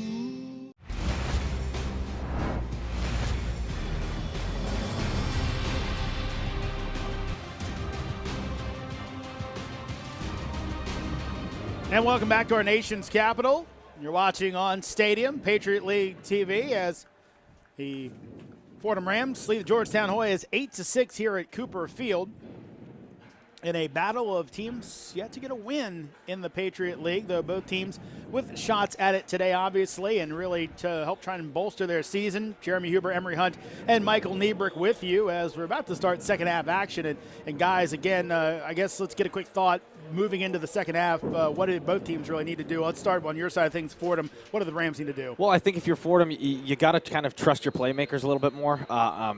Open up the playbook offensively a little bit. Let your guys kind of, take some shots downfield. We've already talked about how they're missing a lot of their big-time playmakers in Corey Cattle and Chase Edmonds. But, ultimately Luke Medlock has a lot of experience back there. If you can, get a couple of big plays, get some rhythm going offensively, next thing you know, we're going to look up and Fordham's going to have 30 points. So just keep staying the course if you're Fordham's offense, and, hopefully those big plays will come. For Georgetown, Emery? They have to figure out to stop that play in the slot. Austin Long has done a great job killing them in the slot with that speed out. Stop that, and things can get interesting defensively. It should be interesting to see what happens the rest of the way in this one as the Hoyas and, again, Fordham both looking for their first win of the season. Well, Hoyas maybe rely on some of those guiding principles, 4 for 40, Sisu, the men for others, and, again, the Sisu talking about resilience in the face of adversity. Again, it's some of the building blocks of this Hoya program, and you talk to Rob Scarlatta, some of the things that they do. Really, it's kind of maybe a higher level type thing maybe you're seeing from a lot of football teams, where things they're trying to do as they kind of guide these guys through their lives. Yeah, absolutely, and it's one of the things that Coach Scarlatta just really preaches in his guys is being prepared and getting his guys ready for the next 40 years, and not just worrying about football. And it's so much more than football, and college football is one of those unique opportunities in life that you get to come in, you get to better yourself, and you get to prepare yourself for what comes after football. As a lot of these guys, they're not going to the NFL. They're trying to get ready for what life has in store for them outside of college. Upcoming schedule for both teams. Fordham, just 3 games left as they have that bye between Holy Cross and Bucknell. And I think if you're the Rams, obviously you'd love to go ahead and make a run at maybe winning all 4. You give yourself a chance to be in the race late in the Patriot League schedule. Again, Georgetown in their right, they've got 4 games left after this. And if you get a win today, maybe you got some winnable games that you can kind of make some headway. Well, it's interesting because you look at the remaining games on the schedule for Georgetown at Holy Cross. That should be a game to where their pass rush will get alive. Lafayette should be a game to where their defensive run defense could step up and show itself. Bucknell, they should be able to run the football against them. Colgate is going to be interesting because I think Colgate is getting hot at the right time. Yeah, and, of course, Colgate, some playoff runs as of late. See what the Raiders can go ahead and do. But, again, when you look at Lafayette, Lehigh on top of things, I'm sure the folks in the Lehigh Valley really like to see that. Could be an interesting Lafayette-Lehigh game. It always is interesting, but maybe with Patriot League on the line would be even more interesting. But these two teams hoping they have something to say about it, as the Hoyas will receive the second half kick. Back deep for Georgetown, Ellsworth, joined by Jay Tolliver. Here's the kick by Mevis, taken by Ellsworth. Looking for some space, and he is jacked up just across the 20-yard line, tried to cut through, and he gets sandwiched. Yeah, I don't know if he tried to cut it back or they caught him in a jump, but real awkward tackle right there, but good job for the special teams of Fordham. So again, Hoyas 3 for 143 in the first half, as we'll see the hit again, Emery. Yeah, you don't know if he was trying to evade that defender, but they caught him and he brought him down pretty quickly. So Gunther Johnson, 1 touchdown pass in the first half, accounted for 5 touchdowns last week. Looking long, looking for Williams, and finally the flag comes in, 2 of them, and he kind of lived on the edge for a while, but Dylan Mabin gets the call that time.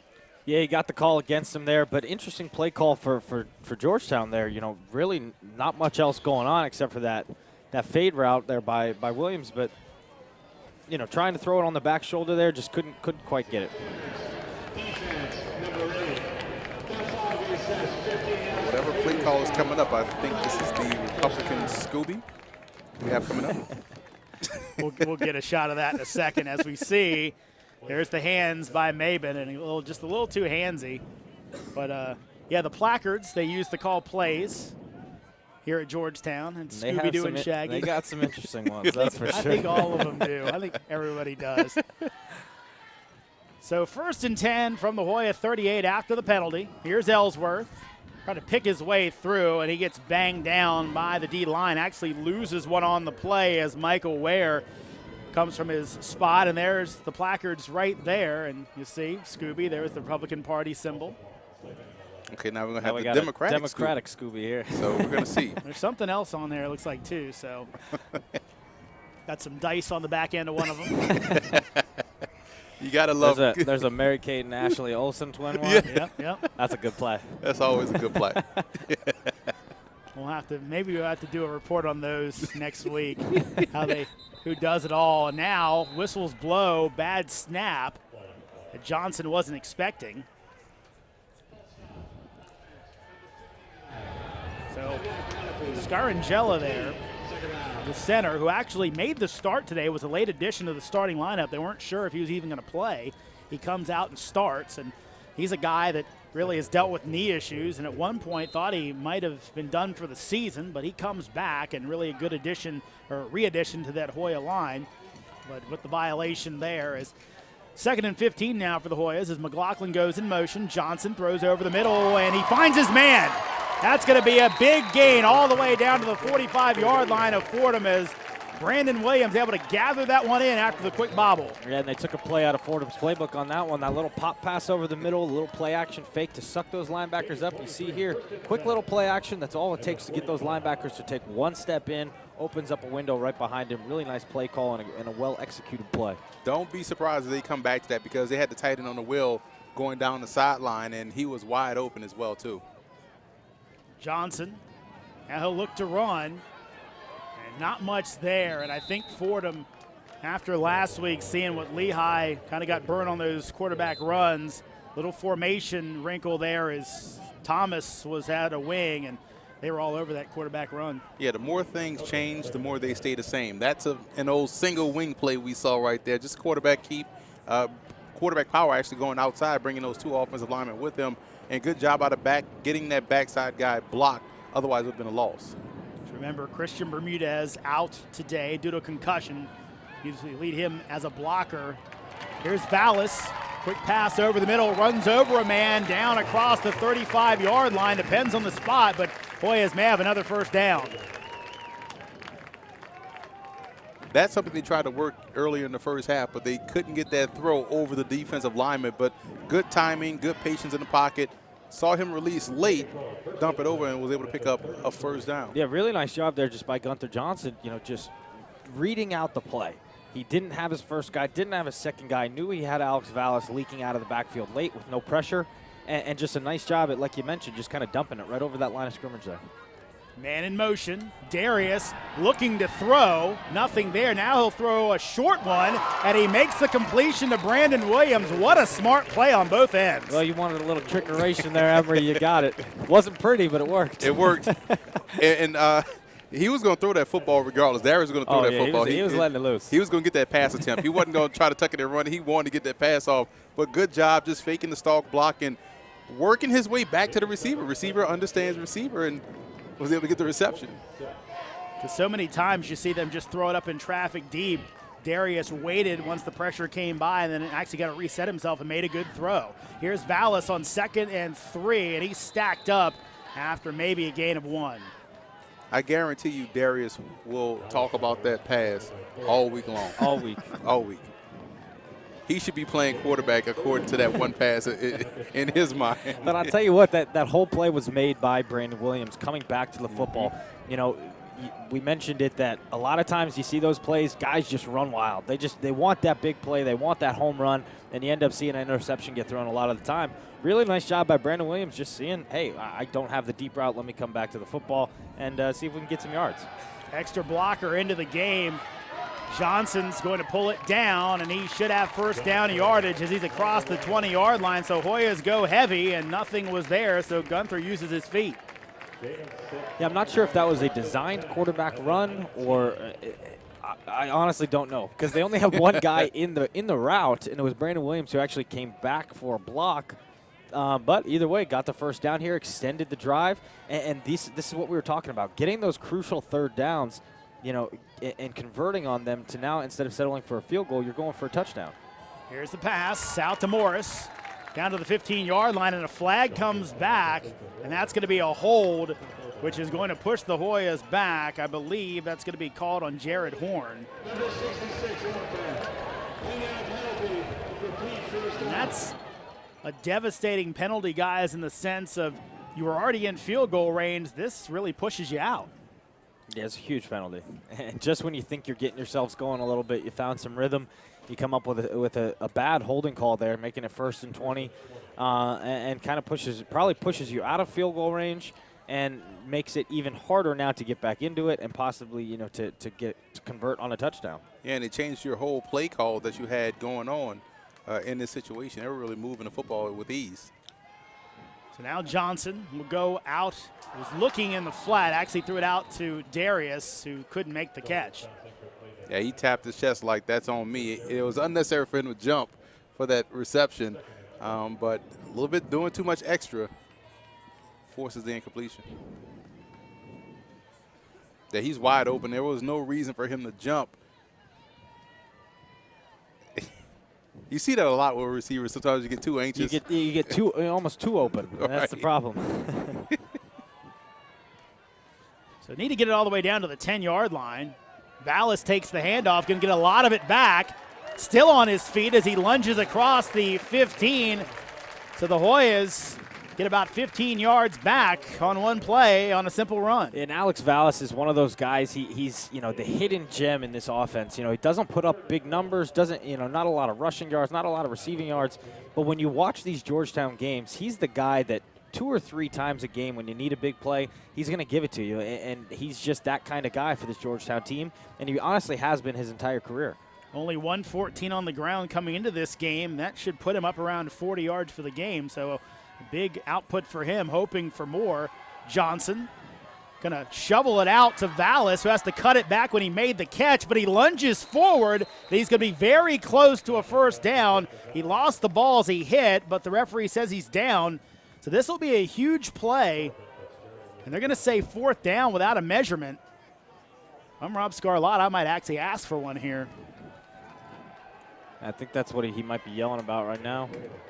They're going to go, though. I like the call. I like the call for Coach Scarlotta, and I like the timeout, too. A little bit of disorganization there. If you're going to go for it, make sure that you have a nice play call, and everybody's on the same page. Have the right personnel. We have a terrible angle here from the booth. It's one of the few. I mean, it's a good angle totally, but we're so far away from that play we can't actually see the line. But it did seem kind of strange to me, and I guess now looking at the chains, how far apart they are, apart they are, that the referee would that quickly kind of say no measurement, let's just go ahead and go fourth down. Yeah, it looks like they might be about a half a yard, maybe a yard short.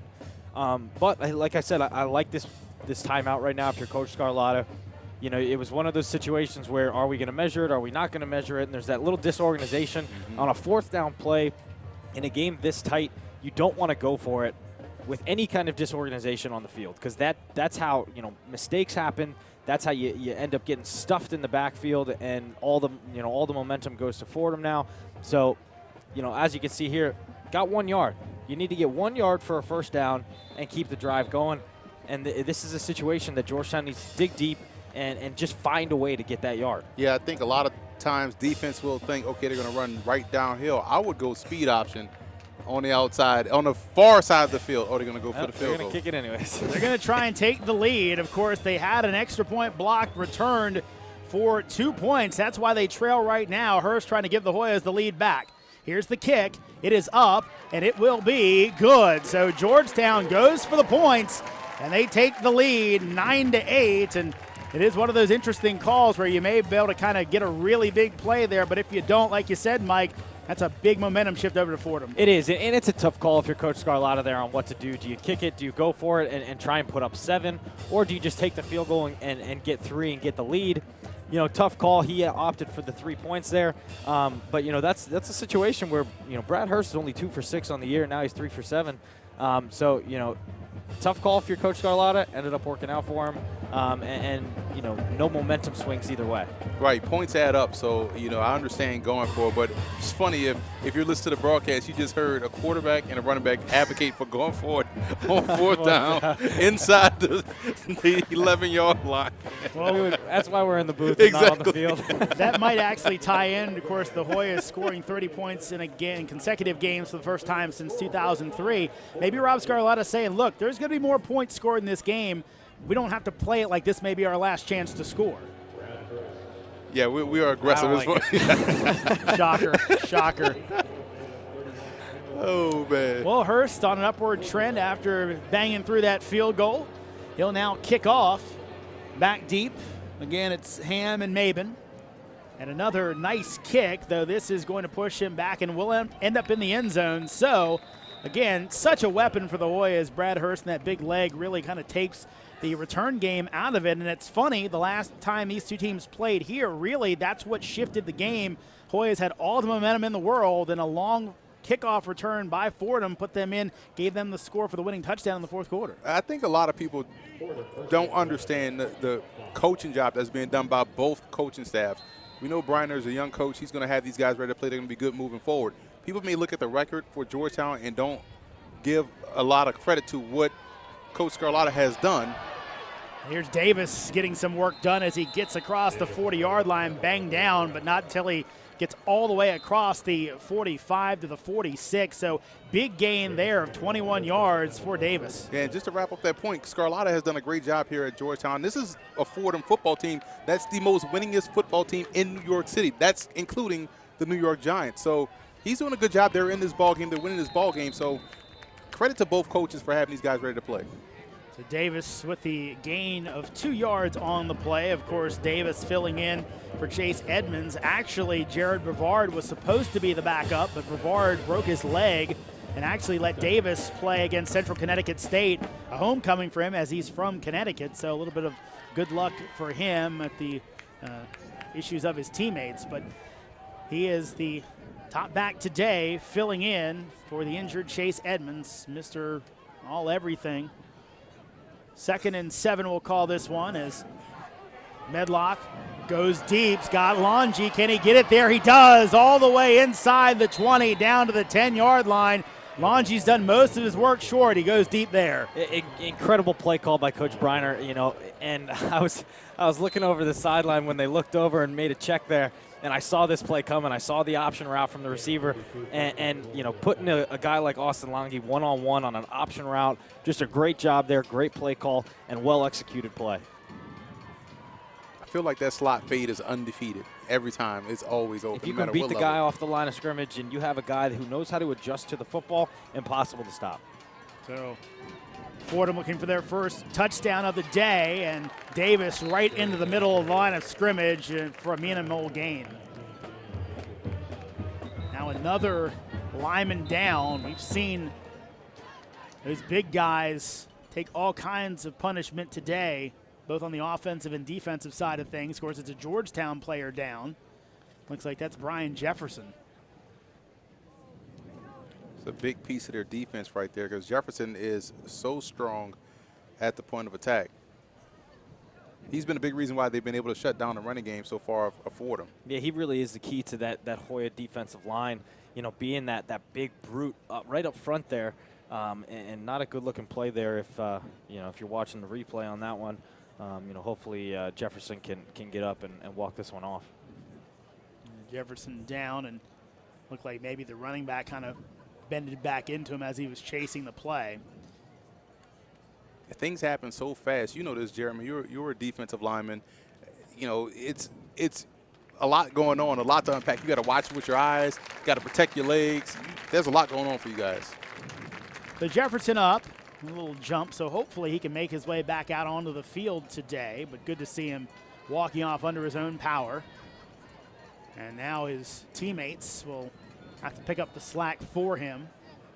Kendall Ketching and Duval Paul in the middle for the Hoyas. Tate, Noah, and Kessler on the outside.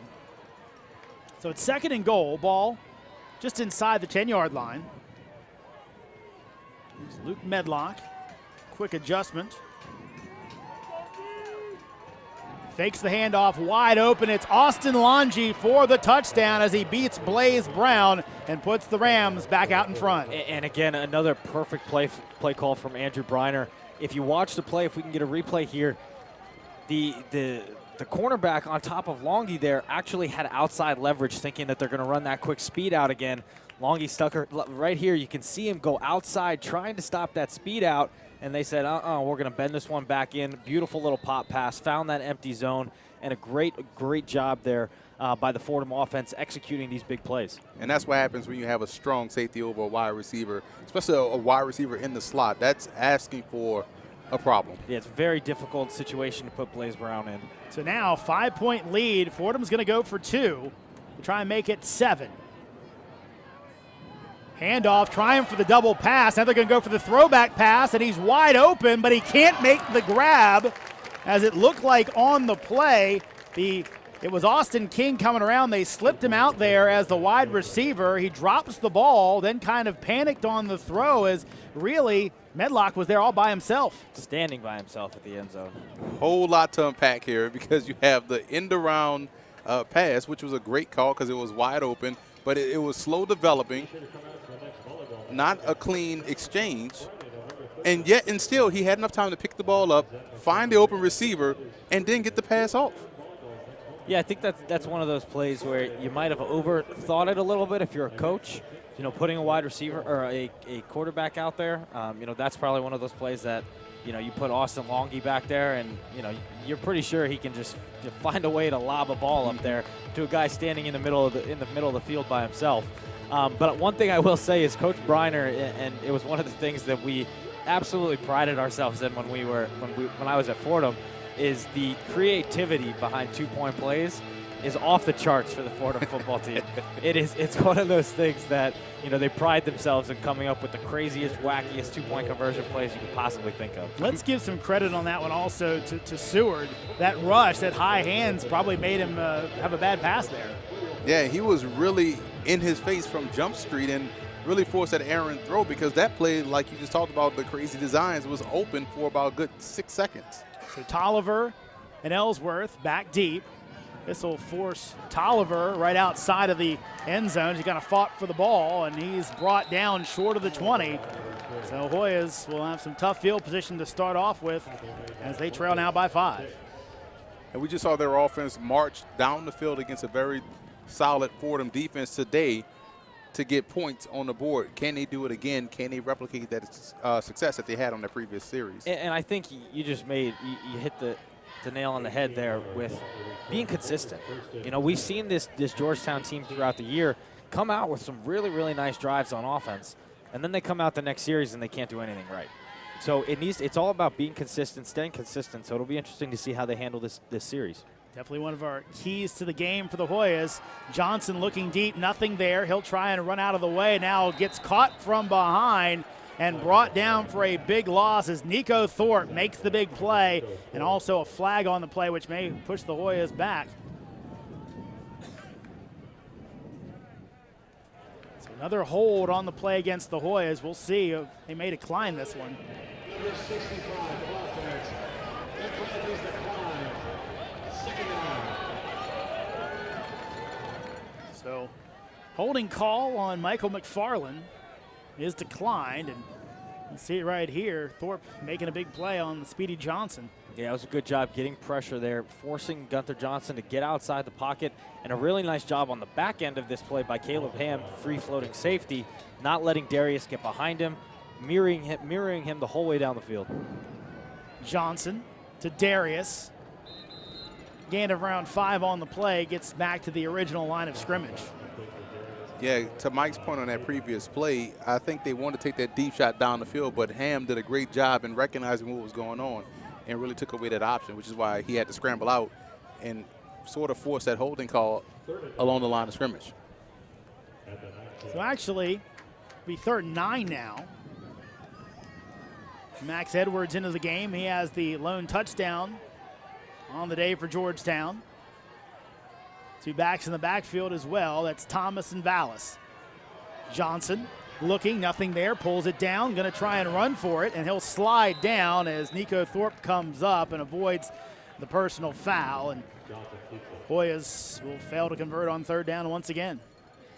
Just a good series for the Fordham defense there, not allowing anything to get behind them, playing good coverage in the secondary, and forcing some pressure up front, getting Johnson off of his mark.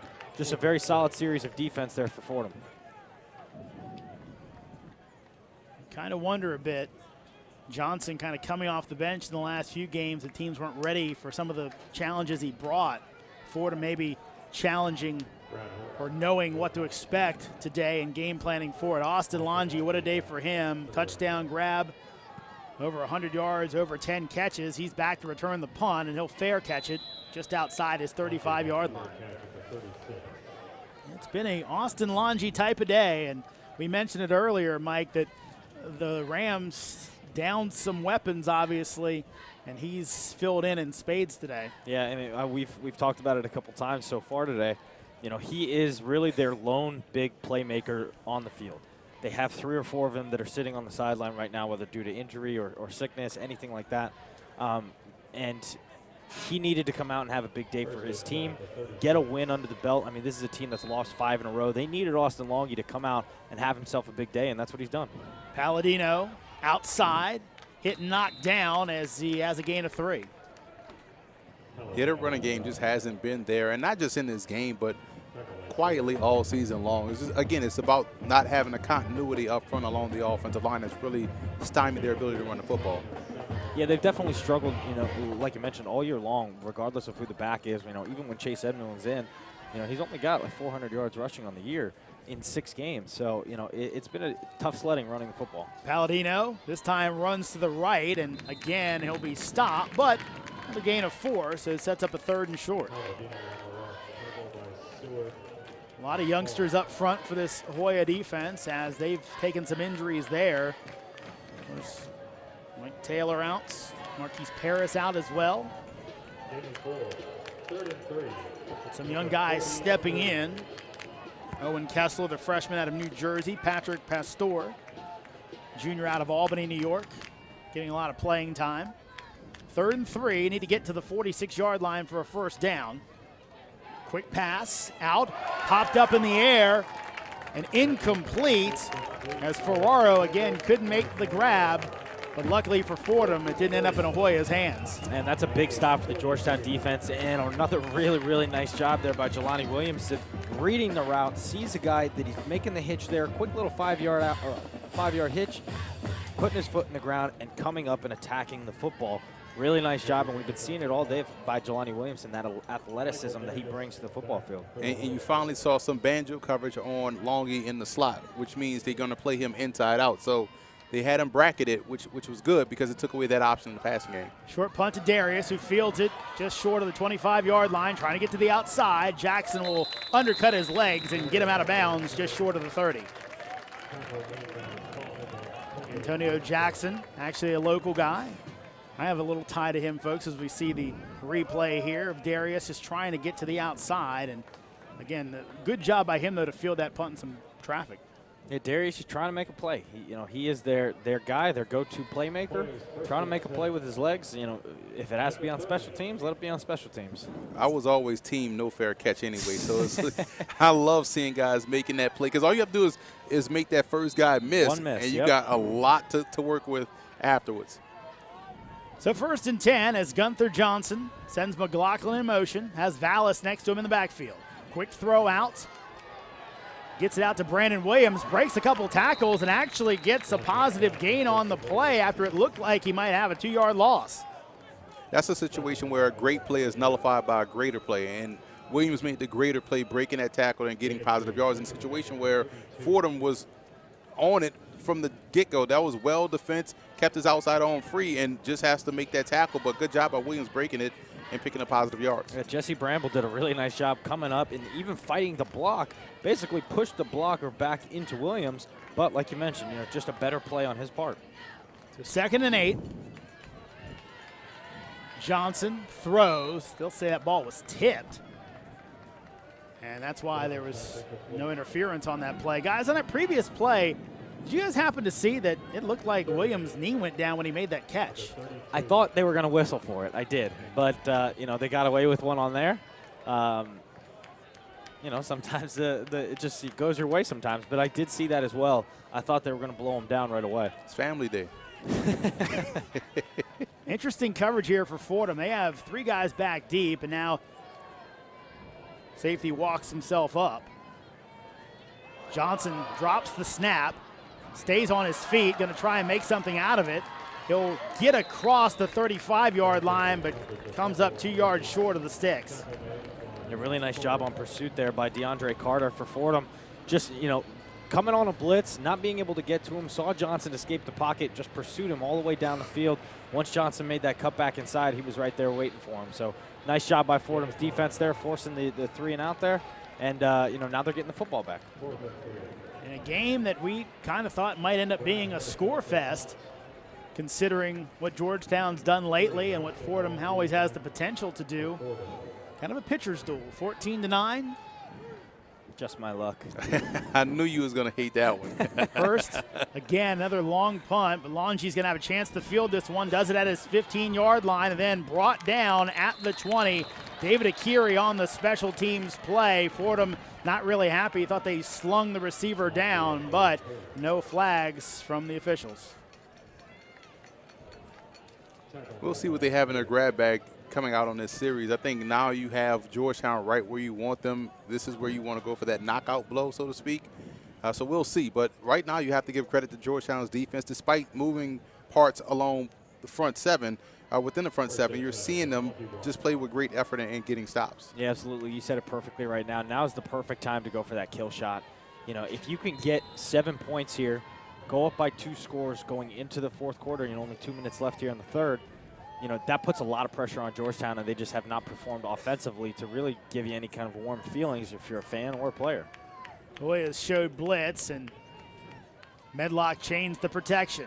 He's looking out in the flat, and this is incomplete as 3 Hoyas were in the area, all went for the interception and couldn't bring it in. And that was a case of Medlock getting a little bit greedy there on that throw. He had Longy out in the flat. It was another one of those flat curl concepts. He had Longy wide open, elected to try and force that curl in there, and almost paid for it. Blaze Brown, the player down for the Hoyas, as he kind of was in the middle of that collision. He's going to get up, but obviously Brown, very important part of that Hoya secondary against Harvard, had 2 interceptions, one of the bright spots in that tough one at RFK. Yeah, someone was going to come up with that interception. You saw 4 Hoyas converge on that receiver. Tough, lucky break for the Rams for it to fall incomplete. 2nd and 10. Medlock out in the flat and gets the completion to Hunter Harris. He'll get close to the sticks, but still bring up a third down. And Medlock executed that particular out throw perfectly there. Stuck his back foot in the ground, didn't waste any time with any kind of a drop, and got the football out there accurately. That's what you want to see on those quick throws. Call this a 3rd and 3. Handoff to Davis, and he'll be brought down, and I think he's going to have first down yardage. Kind of caught the Hoyas off guard there. Yeah, that throw just kind of reminded me a lot of when you were playing. I've seen a lot of your games live and in person, and it was just so tough for guys to get a beat on what you were doing throwing the football because it came out so quick. Then when he tried to gamble, you took it up top and went deep down the field. So just watching that play reminded me a lot of when you were out there in the Bronx making things happen. Yeah, and that's one of those, those plays that this offense is really built upon. Those quick outs, those quick hitches, getting the football out quickly, and it also gets a quarterback into a rhythm that then allows you, when those big plays happen, when they're called, you have that rhythm already flowing for you, and then you can deliver those balls down the field accurately. So, it's a staple for this offense. That's what they do. But when you're late to those flats or you're late to those quick outs, those quick hitches, that's when mistakes happen, and we've seen that a couple times today. So that good enough for first down yardage. And now movement up front for Fordham, and that will kick them back 5 yards. This also helps you out defensively if you're Georgetown. Playing an offense in a backed-up situation just changes everything from a philosophy standpoint. You could then get a little bit more aggressive. They're going to get probably a little bit more conservative. You hopefully can generate a turnover or some sort of big play to where you really get them out of their offense. Anthony Coyle called for that false start. So 1st and 15 now for Fordham.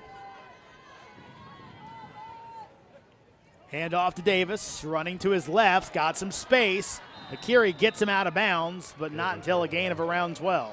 And I'll tell you what, we haven't seen a whole lot of the running game today, but this kid, Zach Davis, he's going to be a special player for Fordham moving on in the future. This is Chase Edmonds' senior season. Davis is going to be the guy next year. And, a couple of times we've seen him break loose to use that speed. He's going to be a special player. Again, Davis, and he'll be brought down short of the sticks. Good job by the Hoya D to bring him down and bring up another 3rd and short. And another player down. Looks like Cameron Seward, the player down for the Hoyas. I hate to use the dreaded deceptive speed, but that's exactly what you see with Zach Davis. He kind of reminds me a lot of Robert. I'm drawing a blank now, for the Minnesota Vikings. Wow. The running back. We're all drawing blanks. We're all drawing blanks. So that now is going to bother Yeah. me. But he runs like him where you don't think he's running fast, but he's slowly picking up yards in chunks. It's because of his stride. Yeah. Absolutely. And I'm not a big fan of using high school stats to predicate what you're going to do in college, but this is a kid last year, his senior year in Connecticut. He was the Gatorade Player of the Year in the state, the runner-up Gatorade Player of the Year, and he had 3,588 yards of rushing and 52 total touchdowns as a senior.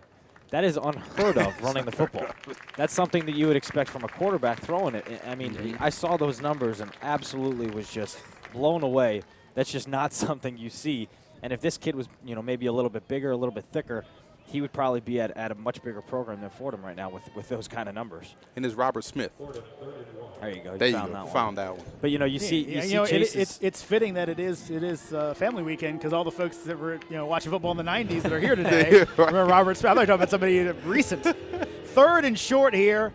Davis in the backfield next to Medlock. Have an H-back wing. They'll hand it off. And he'll lunge forward, and again, the Fordham offense getting that rushing yardage when they need it. And you just recently saw the graphic for Chase Edmonds. I think he's a Sunday player. He's an NFL player, in my opinion. And the story coming into the season was that he was going to break not only the FCS record, but the FBS record as well, too, because of what he has already done in his career. So it's sort of disappointing that he has those injuries, and that right there just eliminated one of the best stories that would have been of college football this season. So a 1st and 10. This time they will throw. Medlock looking deep. He's got a man. Does he have a step? That's the question. It's going to be intercepted, but a flag goes down. So ball picked off by Akiri, and he is going to be brought down at the 45-yard line. But again, we got a lot to sort out, folks, because not only is there a flag back deep, there's also one that was thrown up here, which I think may be on the Georgetown bench. Yeah, a lot going on there on that play. So let's wait. I don't know if that's something that was said by one of the coaches. So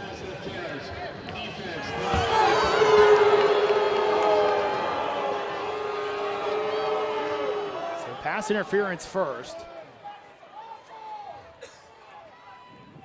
Yeah, I know the fans are not liking that call right now, but it was a good call. It was pass interference. The DB never got his head turned around. I mean, you see it right here. It was a bad throw by Medlock, and he got away with one with this pass interference. You can't leave the ball that high and that long in the air with the safety drifting over the middle. But I mean, you see right there, he never got his head turned around. Didn't allow the receiver to come back to the football. It's blatant pass interference, and it's an unfortunate it's an unfortunate thing to happen if you're Georgetown, and it's a great break if you're Fordham. Jake Johnson gets called for the penalty. The other flag, folks, was a sideline warning, as this will be complete out in the flat to Joe Ferraro for a gain of 5. Yeah, the fans were reacting to the interception and not the initial pass interference, because that was a big deal. We go to the fourth with Fordham leading by 5. More of the Patriot League Network on Stadium after this.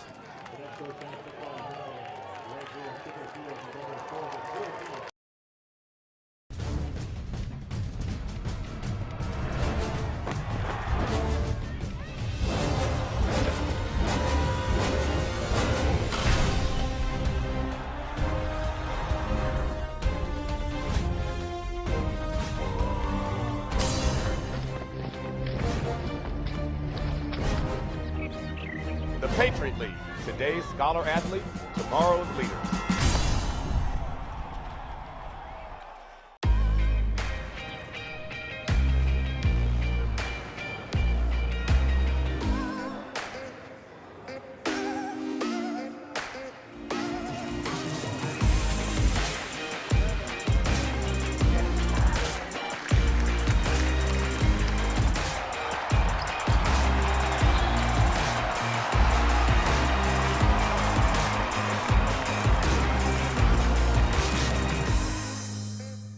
You make your own way. You chose New York to test yourself. You don't see obstacles, you see opportunities. You thrive on the unknown, the unfamiliar, the unexpected. You live by your ideals. You have a moral compass, and you know how to use it. The diploma says Fordham. You take it in your hands, you keep it in your heart, and then you do what the world needs you to do. You put it to work. Fordham University, the Jesuit University of New York.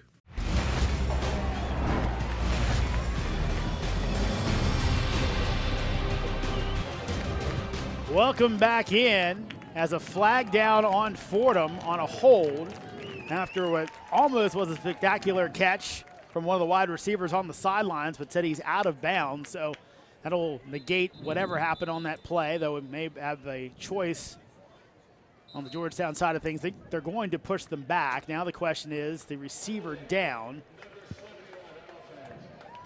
So holding on Fordham, and it looks like that was Davis, guys, who went down trying to make that catch. So that's a tough break for Fordham. Yeah, that's not a guy you can really afford to go down right now. He's already your third-string running back.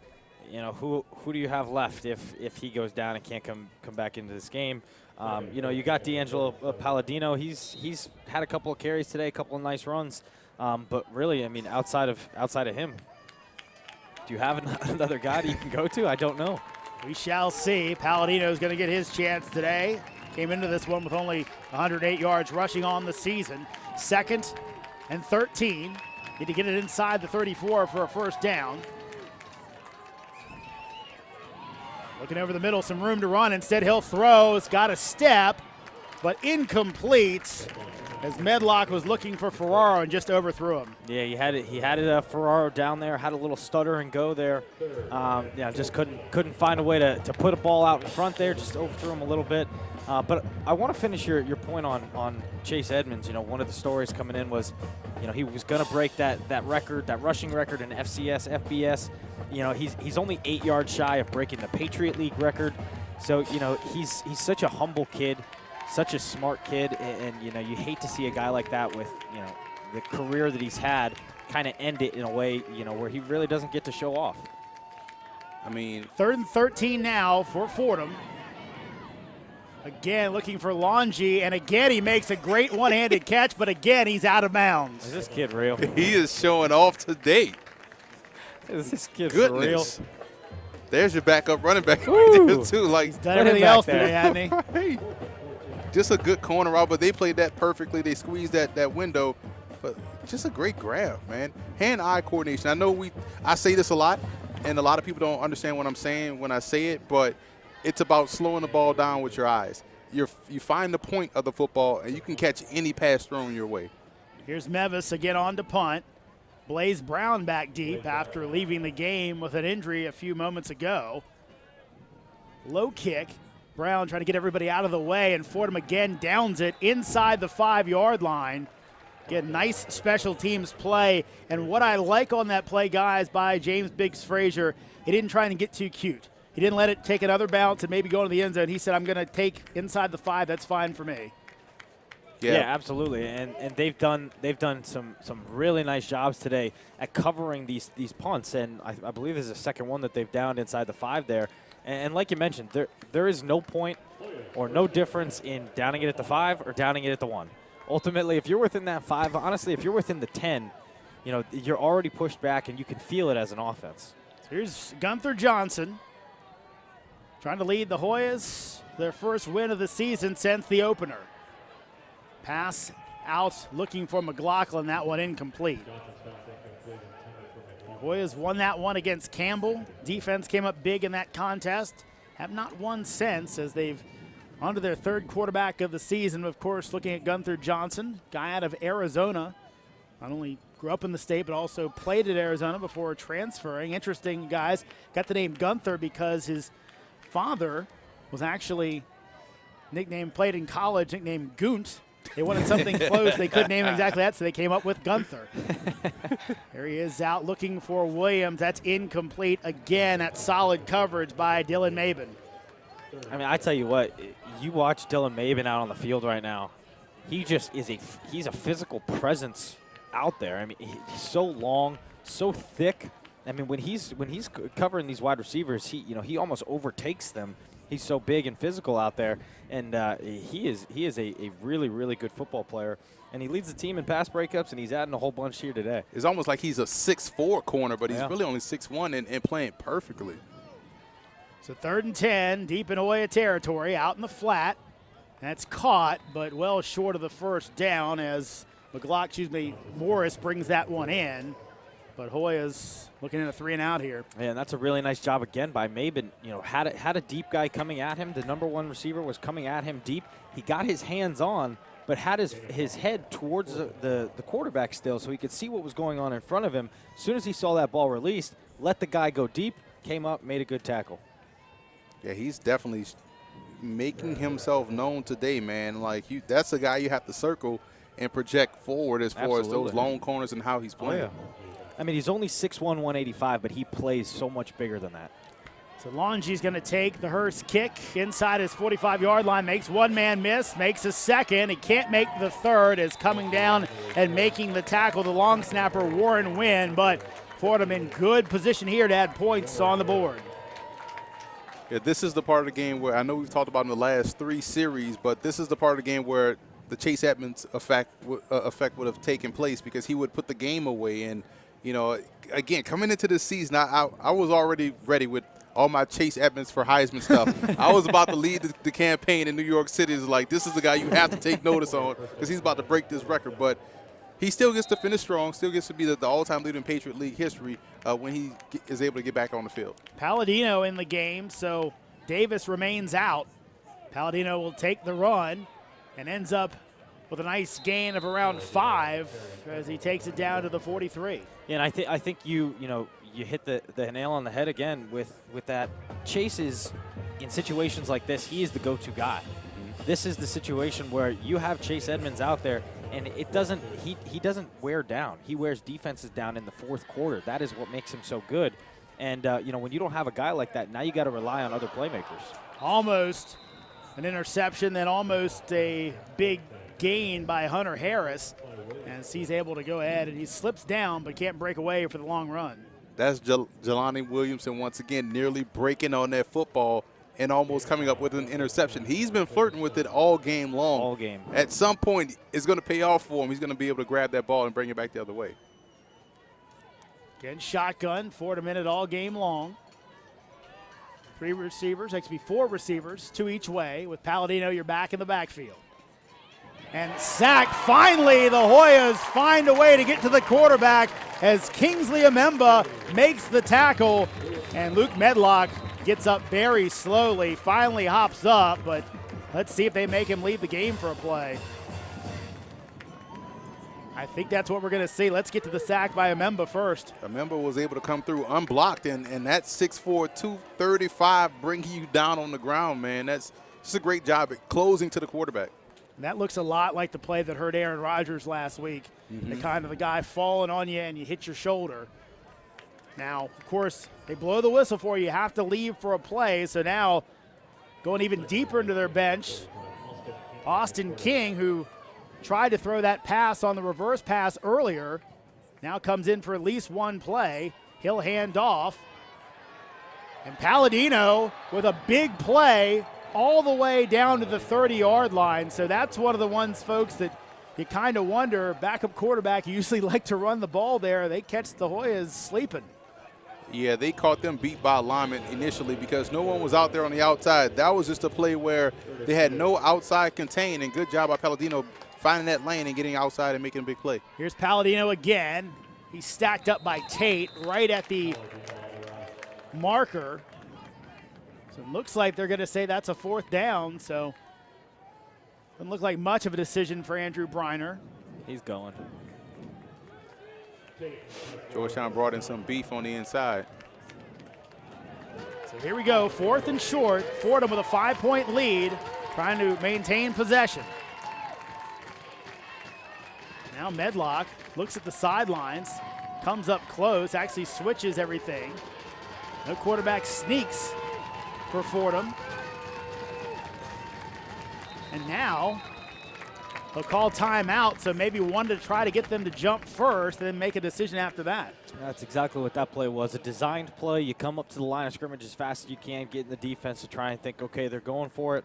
Try and get them to jump with a quick hard cadence, look over to the sideline, pretend you're changing the play, come back up, quick hard cadence. If nothing, you call a timeout.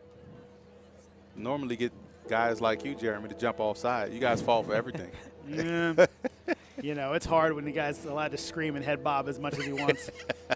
And it's a very difficult play for the defensive line, especially if it really only works if you execute it to where you get up to the line of scrimmage as fast as you can.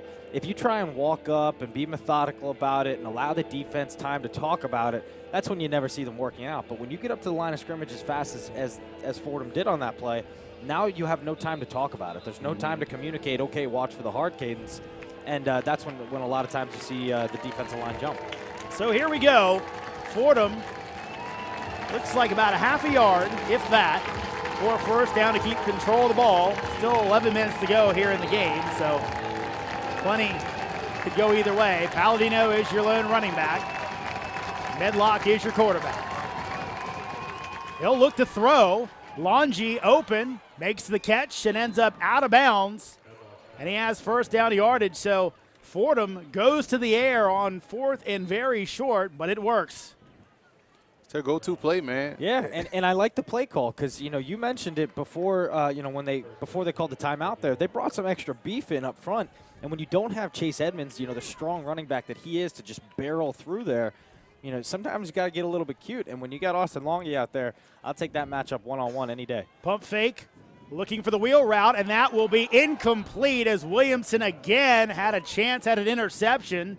as they were trying to find the receiver over there. I think that was Longy again, and he almost ended up worse for wear, as looked like Williamson kind of kicked him in the head on accident as he was going for the play. And this is a situation where, you can tell me if I'm wrong, Mike, in that play, it's a great play called drill it. That's where you want to drive Absolutely. that football and right I was there. going to make that statement too. You need to basically make that pump fake, come off the fake, and then drill it right behind that wide receiver, or right behind the DB, and give him a chance to make a play. Palladino all the way down to the 12-yard line, and another big gain for Fordham. It'll bring up a 3rd and short. Yeah, I mean, you see we've had a good handful of plays today that were open and just not executed, and you can start to see Luke Medlock get a little bit frustrated on that last play. He knew he messed up that throw, and you could see the frustration come out a little bit. So, that's been the problem with this Fordham offense all year. The plays are there. They're just not executing at a very high level. 3rd and 2. Big play again for Fordham as they look to keep this drive for a touchdown alive. Palladino gets it. He's hit and brought down. Big play by the Hoya defense, especially Owen Kessler. Yeah, it's going to make it interesting for Coach Briner. Are they going to go for it again, or now they're sending out the field goal unit? Because if they would have gone for it, I'm pretty sure you would have saw the entire District of Columbia be on Austin Longy in the slot. Yeah, I think you got to kick it here. And again, this is the situation where you don't have Chase Edmonds, the brute force runner that he can be, to just lower his shoulder and get you that 1 yard. He is that kind of kid. But when you don't have him there, it's very difficult to run up the middle. Here's Mevis on for the field goal. Spotted down just outside the 20, and he bangs it through to make it an 8-point game. So still one score, but you got to get the 2-point conversion as the Hoyas now trail 17-9 to Fordham. And that's the difference in special teams play. We could be looking at, a 15-10 game right now as opposed to 17-9 because of the blocked extra point return. Such a swing in this game as the Hoyas had scored a touchdown. Max Edwards with a touchdown catch, and then blocked and run all the way back for 2 points by Jesse Bramble for Fordham, make it an 8-6 game for Fordham instead of a 7-6 game for Georgetown. And again, now the Hoyas chasing 8. Yeah, I always say points adds up, and you just kind of get them when you can. So when you have a swing in momentum like that, that just makes it tough because now you're always playing. You're chasing points in that sense. Now you have to go for 2 instead of just getting a touchdown and kicking the extra point. Yeah. So again, Mevis to kick off. Isaac Ellsworth back deep with Jay Toll. Of course, we talked about Ellsworth with some big kickoff returns this year. I'd love to have another one, but likely won't get the chance as this ends up all the way in the end zone, and the Hoyas will take it from their 25. What do you do in this situation, Mike, as a quarterback, putting your offensive coordinator hat on, coming out 9.5 minutes left in the ball game, down 8 in this series? What do you call? Well, I think you have to just kind of stay within yourself. I think you can't let the score dictate what you're going to run because there's 9 minutes left in this football game. That is an eternity in college football with clock stopping and the no huddle offense and all that. So right now you just got to continue to do what you do. This is the point in the last couple games where Gunther Johnson's really just for whatever reason has kind of turned it on. So I think you just kind of got to trust him, trust the system, and hopefully things work out for you. Here's Ellsworth, and good pursuit by the Fordham defense to track him down after a gain of just 1. Yeah, we haven't seen much of Ellsworth running the football, and so it's interesting to see him on this series, which means they're probably trusting him a little bit more in the situation. Yeah, and honestly, we haven't seen much of Darius either in the second half, and I haven't been playing complete attention to him, but I don't know if it's something defensively that they've changed up or they're just not getting him the football. But you got to find a way to get that man the football. And right here, he's wide open down the sideline. And Darius will not be able to make the catch as he got tied up with the cornerback we've seen all day, Dylan Mabin, and unable to bring that one in. I feel like you want him to run through that route, even run through the contact. I thought he was playing for the interception right there. He beat the defensive back off the line of scrimmage, but you just saw him sort of play for that PI call, it didn't work. Yeah, I out think for right him. off the line of scrimmage, I think he was wasting too much time getting handsy there. But if you're going through Johnson, you can't leave that football inside. You got to Right. put a better throw on his outside shoulder and let him adjust to it. Here's Johnson looking 3rd and 9, and he will overthrow this. Was looking to find Tommy Jessen, can't do it, and the Hoyas will again have to punt. It's not what you wanted, a quick 3 and out on what was a wide open, back shoulder play. You just got to make a better spot throw. Yeah, he struggled a little bit throwing the football today, and we've seen the football come out of his hands really funny on a couple of plays. I'm not sure if he's having trouble with his grip, rushing the throw. I'm not sure what's going on, but he's definitely struggled today to throw the football. So again, Hurst on to punt it once again. Longy back deep to receive it. With a good punt by Hurst, Longy will take it with a fair catch inside his 25-yard line. So big series here, guys, as Fordham looking to run some clock, make it a 2-possession game. Hoyas really need to stop right here. Yeah, they really need to stop, and Fordham needs to score. When I was there, this is the situation where you come out, you huddle up right now in this huddle right here, and you say, boys, if we get a score, this game's over. Our defense is going to hold them. We get a score here, we get a touchdown, this game is over. Let's put it away right now. And that's, the good Fordham teams over the past 4 or 5 years or so, that's the kind of mentality they've had. I haven't seen it yet so far from this Fordham team, but hey, this is a point in the season where if they can come out, put a drive together right now and close this thing out, maybe they carry that momentum on the rest of the year. Medlock and Davis in the backfield. Davis gets the carry, lunges forward after first contact for another 3 yards, give him a 5-yard gain. It's all about staying on pace, and he has done a great job not trying to do anything extra outside of the design. We talked about that in the first half, first quarter, and he's just running right along, and I'm very impressed with what he's done so far as a Absolutely, tailback. and for a freshman, it's incredible to see the kind of patience that he has in finding those holes. So 2nd and 5 here. 2 receivers to the right. Davis again. Yankovic got a hand on him, couldn't bring him down, but eventually brought down by Patrick Pastor, about a yard short of the sticks. Really different defensive front than we saw earlier in the season due to injuries and more. Now another injury, and this time it's Davis. So for the 2nd time today, he goes down. And this one looking a little more serious than the first time. Yeah, it looked like his knee got kind of rolled up on when he got tackled here. You'll see it on the replay. But again, another really nice job finding his window, making that nice cut, and then right here it looks like his knee gets rolled up just a little bit, a little twist there. You never like to see, never like to see a guy go down with any kind of a knee injury. Yeah, and it's just one of those weird things where a guy grabs you as you're trying to pick that leg up off the ground and tends to roll. So it seems like it has only happened to Fordham in this ball game with these injuries to offensive linemen, running backs, receivers. So, and that one we saw earlier that we thought it could have been maybe a shoulder or even a wind knocked out of him when he fell on the sidelines, but this definitely looks like an ankle or a knee, and who knows, but he may not be able to come back into this game, so it may be Fordham having to ride D'Angelo Palladino, the sophomore out of Ironton, Ohio, the rest of the way. So talk about big backs, Chase Edmonds, some of those other guys. Palladino may get his number called here on the 3rd and 1. Hoyas looking for a stop. It's about 7.5 minutes to go in the game. And it will be Palladino, and it will be a first down. That last bit of a lunge gets him over the sticks. nothing fancy, nothing cute, just straight downhill running, picking up the first down. And now you have a new set of downs, a chance to run off maybe 2.5 minutes off this game clock. So we'll see what they'll do coming from the sidelines. And right now, you have to expect Fordham to start burning a little bit of clock here. As they check with the sidelines, change up the play a little bit.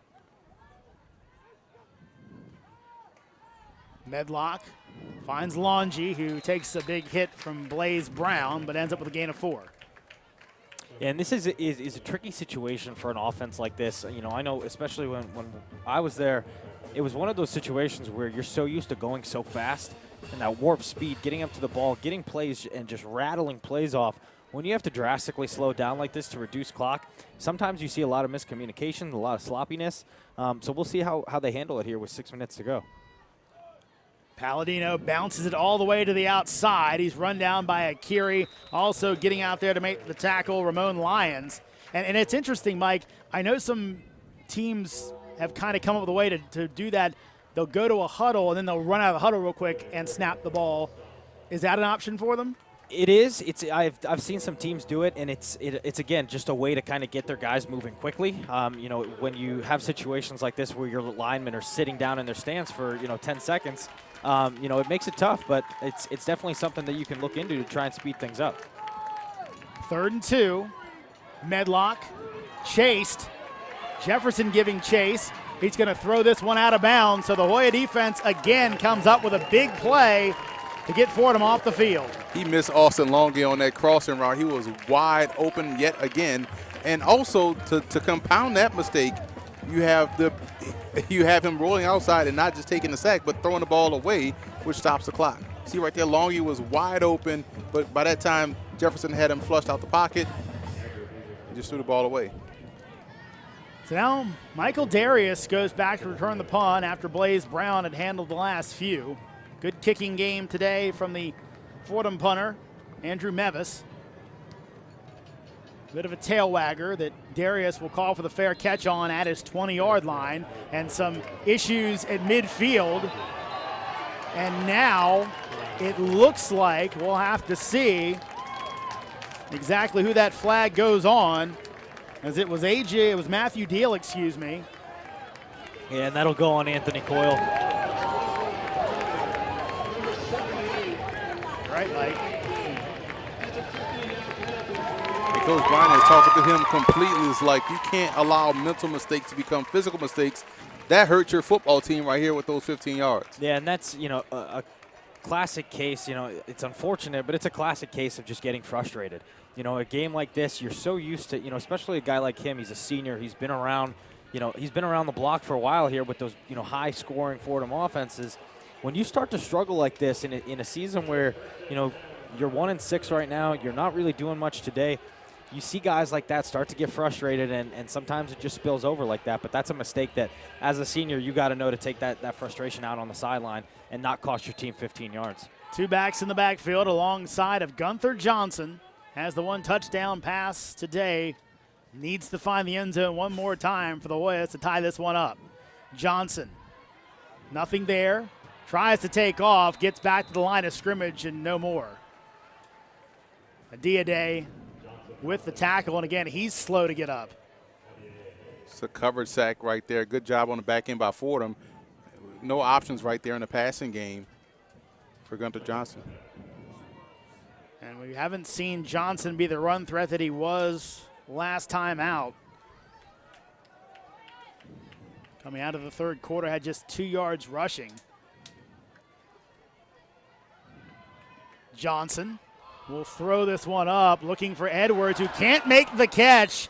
He had it. It ends up kind of going over top of the hand of Jesse Bramble, maybe threw his concentration off just a little bit. And now another player down. I believe it's Adieye. So kind of got up slow and then played one more play and couldn't go any longer. Tell you at this point, it's a mash unit for Fordham. And you got to feel for the Fordham team, the Fordham coaches, especially Coach Briner, just trying to deal with this many injuries, and especially at this level of football when you don't have the amount of scholarships that you do at the FBS. You don't have a lot of guys to come in and really replace anybody that gets hurt. So the amount of injuries that this team has had this year has honestly been astonishing. From top to bottom, they just have been absolutely riddled with injury, and that's it's not an excuse for being 1-6, but it's definitely a factor in why they're struggling so much this year. So Manny will get up. Again, the guy they call the mayor of Fordham. And actually, when talking to some of the Fordham folks, he said, look, he kind of struggled with the thought of coming back. He wasn't sure if it was the best thing for him, but he decided to give it one more go and really help this team out. And obviously, anytime he's out there, just the athletic ability he brings to the field, it's always going to be a help to that Fordham defense. So Gunther Johnson brings them off the sidelines as the Hoyas, possible 4-down territory, though likely not.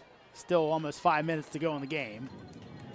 Fordham brings pressure. Johnson throws. It's almost intercepted as he was looking for Darius, who was running long, and Ham had the best chance to grab that one. Yeah, I'm not exactly sure what Johnson was looking at on that play. Threw it to a spot where really nobody was there. Just another errant throw by Johnson. We talked about it earlier, struggling throwing the football. He's trying to fit things into windows, trying to kind of make plays that aren't there, and he struggled today. So Hurst, modified rugby-style punt. High one, but not that deep, as Longy catches it just inside his 30. So again, Fordham with a chance to maybe try and put this one away. Let's go ahead and hear from our Yosef Nasser. Guys, I had an opportunity to speak with Coach Rob Scarlatta of Georgetown earlier in the week, and he told me that he really values getting off to a fast start. That's in all three phases of the game. He's been really impressed by his kicker, Brad Hurst, who handles all three kicking duties on special teams. Even in the win against Campbell, he feels like his guys haven't yet played a full four-quarter game. He expressed the fact that he knows it's cliche, but it's important to take every play one play at a time. We'll see if they can do that today. Guys, back to you. Thank you, Yosef. And Palladino on that carry, and at one point you can kind of see, Mike, you keep talking about powerful runner, Chase Edmonds, and even Davis to an extent. Palladino, young guy. You see Christian Tate show his own power, kind of just grabbed him around the waist and said, nope, you're coming back here. Yeah, and that's one of the things where, Chase was, when he got there, I was a senior, he was a freshman. He was a powerful kid, but he was way more of a shifty runner at that point. He's now had 4 years to really become the power runner that he is. And Palladino is just a sophomore. He'll have his time. But Christian Tate absolutely just said, come on back. Fake the pass, now going deep. Ball is batted up in the air. They're going to say that's a fumble, and Fordham ends up getting on top of it. And Rob Scarlatta is going to take a timeout. Second time we saw that pocket collapse like that around him. So this defense of Georgetown is starting to pick it up here late in the fourth. I thought that his hand looked like it was moving forward there, but the referee said it was a fumble. It was close for sure, and we'll see. We'll have a better view of it here. No. It looked like it came out before his hand started coming forward, and what a break for Fordham there, hopping back on the football. And, we talked about it in the pregame. One of the keys to Fordham's victory today was keeping the quarterback upright. Now, they haven't given up a whole lot of sacks, but Luke Medlock has taken an absolute beating today, and that's just one of the many shots that he's taken. And you can see as the game goes on here, every shot he takes, he gets up a little bit slower. So, it's one of those things where, we talked about the offensive line and shifting things through. They got to find a way to just do a little bit better of protecting him and giving him that extra second to let go of the football and then not get absolutely pummeled after. Because what you're going to start to see is him, what we're seeing now, the ball is starting to come out a little quick, short, and it may be inaccurate. He's not going to push it deep down the field anymore the rest of this game, I don't believe.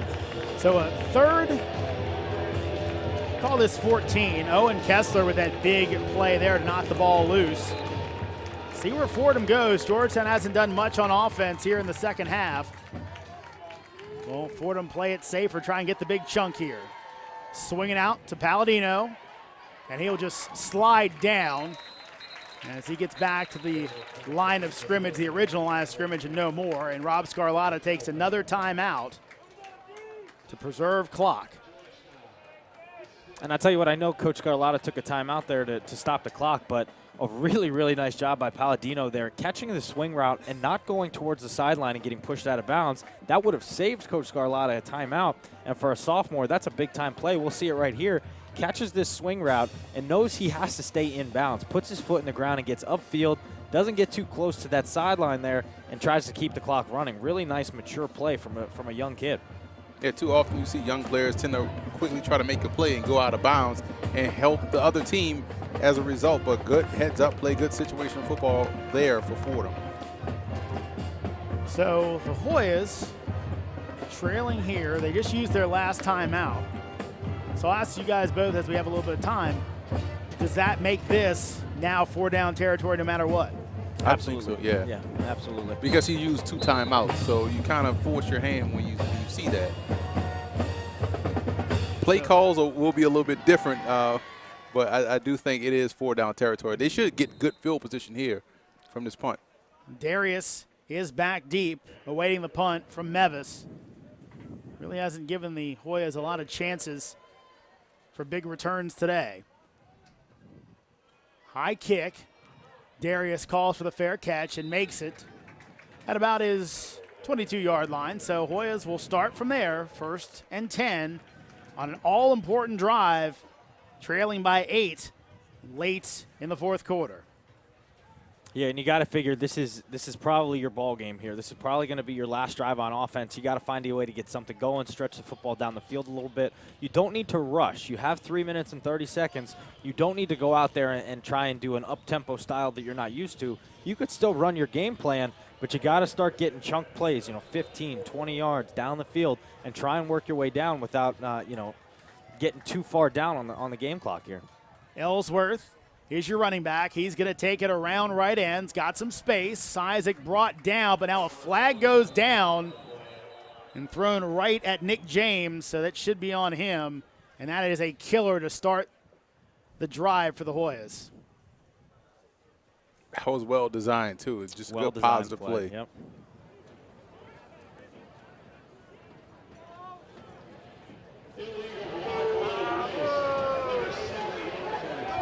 Legal block below the waist.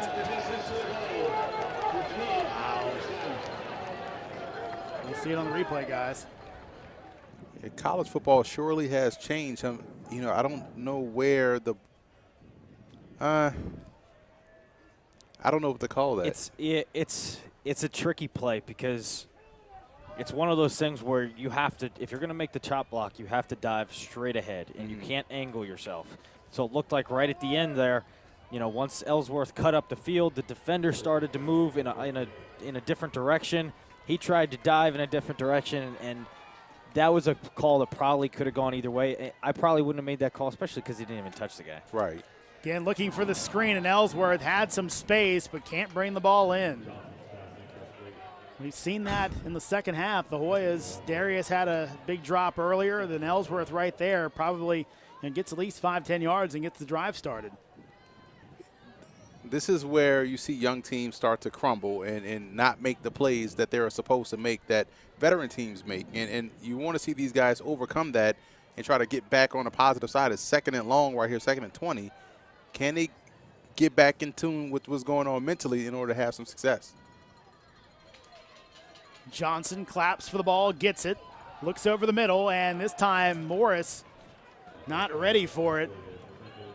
Wasn't expecting the throw and ends up getting right by him. And honestly, the biggest problem that we've seen, I think, especially in this second half for Georgetown, is I feel like out of, let's just say they've had 5 drives, I think 3 of them they've started off going 1st and 20. You cannot be successful when you have holds, when you have illegal chop blocks, and you end up 1st and 20. Very, very seldom are you going to have success on that drive. And, especially a game, a drive at the end of the game here where you're trying to go down and score a touchdown, you put yourself in a big hole early. So 3rd and 20 here. Need to get it out to the 34-yard line for a 1st down. Johnson is going to be hit and brought down, and now Hoyas may have to hustle the punt team on and go ahead and kick it away. That's all a part of the equation that you can't have happen in this situation. You can't give up a sack. And I think that one was partly because you saw Johnson hold the ball a little bit too long after the play fake. His left tackle was getting, I take that back. His left tackle got walked in the backfield pretty quickly.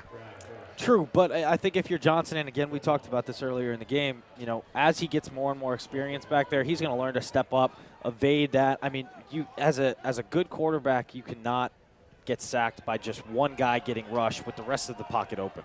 So takes the Georgetown bounce off the Hurst punt as Longy lets it go, and going over, Lyons picks it up. So ball be at the 40-yard line, 2:26 left to go, 2:29 left to go, excuse me. So Hoyas can get the ball back, but remember, they have no timeout, so there won't be much time left on the clock. barring Fordham maybe stopping the clock on their own a few times. Yeah, that's one of those decisions if you're Coach Scarlato, you know, if you go for it there, you're probably not going to get a 4th and 30. That's not going to happen. You give the football to Fordham at the 5-yard line. If you go ahead and punt it away right there like you did, now you force Fordham to run a couple plays. Now you got to remember, they're all shotgun. They will not go under center. Right. You never know what's going to happen in a shotgun snap. Maybe something gets bobbled. And also it sets yourself up for a punt block situation where you go all at it and try and get that punt right, you know, with probably about 20, 25 seconds left. Palladino takes it, bounces to the outside. He'll be pulled down after a gain of 2. And remember, no timeouts for the Hoyas, so the clock will roll. And this is where those ball security drills that you worked on all spring, all summer, all fall will come into play. You have to protect the football if you're Palladino. Do not run out there with one arm on the ball, put 2 arms around it, and just take your losses. It's about the clock. Exactly, and you just saw Longy go over to him. You know, he's a wily vet at this point. Just went over to him and said, 2 hands on the football the whole time. Don't try and get cute. Don't try and fight for those extra yards. Just keep 2 hands on the football the whole way.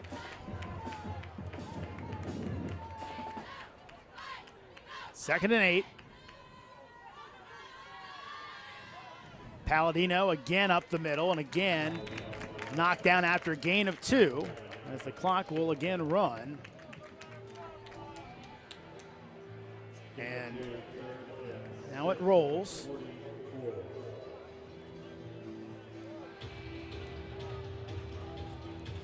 And I tell you what, guys, there's a little bit of a malfunction on the play clock. It keeps skipping seconds. Now, I don't know if it's actually doing it, if it's doing it as a, you know, every 2 seconds and it's skipping down the 2 seconds, but I'm definitely seeing it going from 14 to 12 and then skipping even farther down. It's very, very interesting to know what's going on out there. So 3rd and 6. Palladino brought down, so he brought down behind the line of scrimmage, but as you guys said, ball safety paramount, so it looks like Fordham will have to punt this one away, but with very little time left on the clock. Whatever pump block you have in the playbook, you want to dial it up now. Absolutely. It appears that there'll be about 13 seconds left, or difference between the game clock and the play clock. So looks like punt block is the only real option for the Hoyas here. And that's why, you know, back with 3 minutes to go there, that's why Coach Scarlato punted the football away. Because you give yourself the opportunity at least to come after this punt, maybe get a block. Let's say you get a block, you get the ball down with, you know, within that 20-yard line or so. Now you give yourself a shot for one last play. If you don't punt the football away and you go for it, you know, you kind of throw away the game if you don't end up getting that 4th down. So, you know, this is it. And like you said, Emery, whatever pump blocks play you got in the playbook right now, you bring out your best one and you go balls to the wall and just absolutely go for it. Now, another question. Do you take the safety here? Do you take the chance of running 40 yards backwards? It's a play that I know for a fact they have in the playbook. I do know that. We practice it every Thursday. You know, we come out and we practice 2 things. We practice that play where you basically line up, catch the football, and you just run around. You try and waste as much time as you can, run in the back of the end zone, take your 2 points, and then kick it off. You know, that's one play there is. And then there's also a 6-second throw play, obviously with 13 seconds left here. You know, a little bit too much time for that one. So it'll be interesting to see what they do. So the punter has gone back.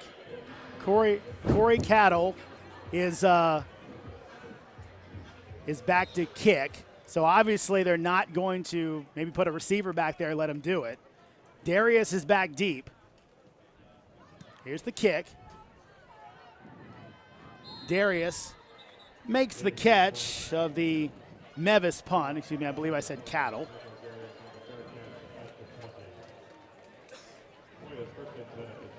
So maybe time for 2 plays if the Hoyas can get one to the sidelines. Probably can't throw one over the middle and spike it. So let's see where they go. What's the over-under on laterals we're going to see on this play? I'm going 8. 8's your over-under number? Yeah. That's a high number. I'm going under. Let's see where they go. Deepest 2 are Ham and Jackson for Fordham. They're at the 50. And now Fordham will take a timeout. Maybe trying to see what Georgetown was going to do. Almost that basketball timeout, trying to see the inbounds play. Can't take them back to the Bronx. Yeah. Although you could use timeouts in New York City dealing with that traffic. You could. You could use timeouts. Timeouts in life Exactly. in New York City would be to slow it down the pace. And one time I was walking around the streets of New York with some folks for a different game, and I twisted my ankle, and basically I had to just kind of walk it off because there's so many people coming behind me. Oh, yeah, you can't stop. You You'll can't get run stop. over. Quick look at your schedules coming up for the Hoyas. Game at Holy Cross, of course, they just fired their head coach, so it could be an interesting Crusaders team. The Hoyas meet next week up in Worcester, then game against Lafayette, the homecoming game, and I think one of the ones you expected maybe Lafayette to be in the back end of the conference. They're in the front half with in first place coming into the day. So here's Gunther Johnson. It's got Carl Thomas next to him. Johnson throws over the middle. Williams takes a big hit. As couldn't bring that one in as Lawrence Menya made the contact, and now Williams, he's kind of slowly coming off the field, and that's exactly what you don't want in this situation. Yeah, he caught a hit right in that rib area, so hopefully he's okay because that's you're not padded there. And that's almost a good drop in that situation because that would have ended the game. It looked like they were going for a little hook and ladder situation there, and they might be doing it again here. Here's what they're going. Johnson tries to throw it, and he can't hit Thomas, and that will do it for the game as Fordham, a banged-up Rams team, comes to D.C. and gets the win. Their second of the season. They beat Georgetown 17-9. We'll wrap this one up on the Patriot League Network on Stadium after this.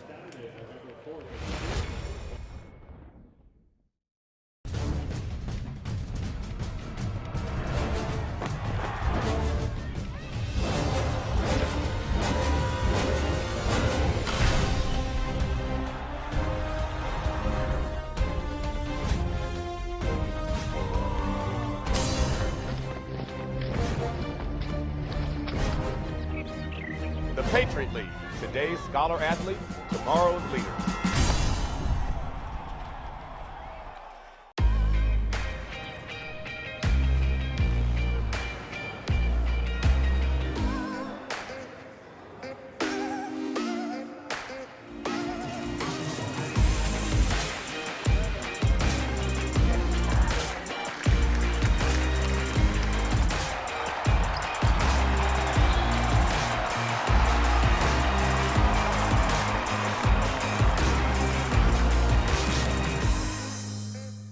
You make your own way.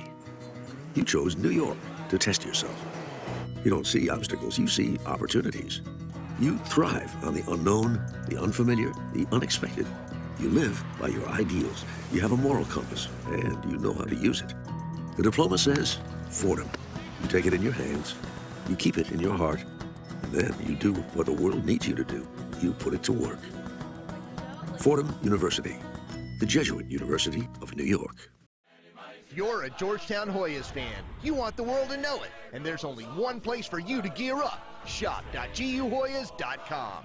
You'll find an awesome selection of Georgetown items, including jerseys, t-shirts, hats, and more. Decorate your home, office, or even your car with the best selection of Hoyas gear anywhere. You'll also find great customer service, 365-day hassle-free returns, and fast shipping. So show the world you're a Georgetown Hoyas fan. Head to shop.guhoyas.com.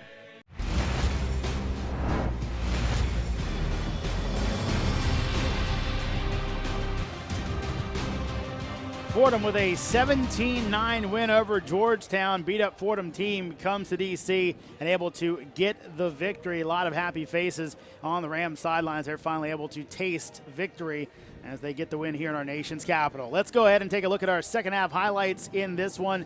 And again, we would see both teams kind of struggle to find their footing a little bit in the second half. You would see some good performances from both defenses, though. Yeah, and it was a defensive struggle all day long. Both defenses came in, had a good game plan against each other's offenses, and really limited the big plays. We really didn't see a whole lot of big plays, a couple of deep shots that were completed, but ultimately they kept everything in front of them. Good play there by Alex Vallis, you know, making a few plays when the Georgetown offense needed him. But overall, defensive struggle today. This was an interesting one, Emery, as they went for the wide receiver pass. Yeah, we called for trickeration out of the second half, and they came right away with it, the double pass. But Good job defensively by Fordham, but that was mainly the highlight of the second half for this Hoya offense. They would get it down close, had a chance, and Rob Scarlatta decided to go for the field goal to take the lead and really never had a chance to get it again. We would see finally getting some running game out of Zach Davis as he was banged up a little bit, and then you would see the for the Fordham Rams finally go deep to Austin Longy, Mike. Yeah, Austin Longy, I mean, what can you say about that kid today? Absolutely came out and shined in today's performance. You know, he needed to step up big for this Fordham team. You see a great play there, getting inside of his defender and catching the ball for the touchdown there. Interesting play on this two-point conversion here, but, you know, he needed to come out and have a big day for this Fordham offense, and that's exactly what he did.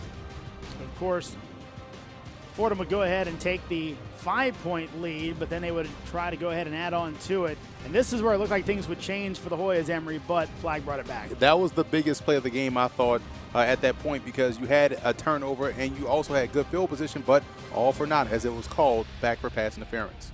And so Kiri's interception wiped out.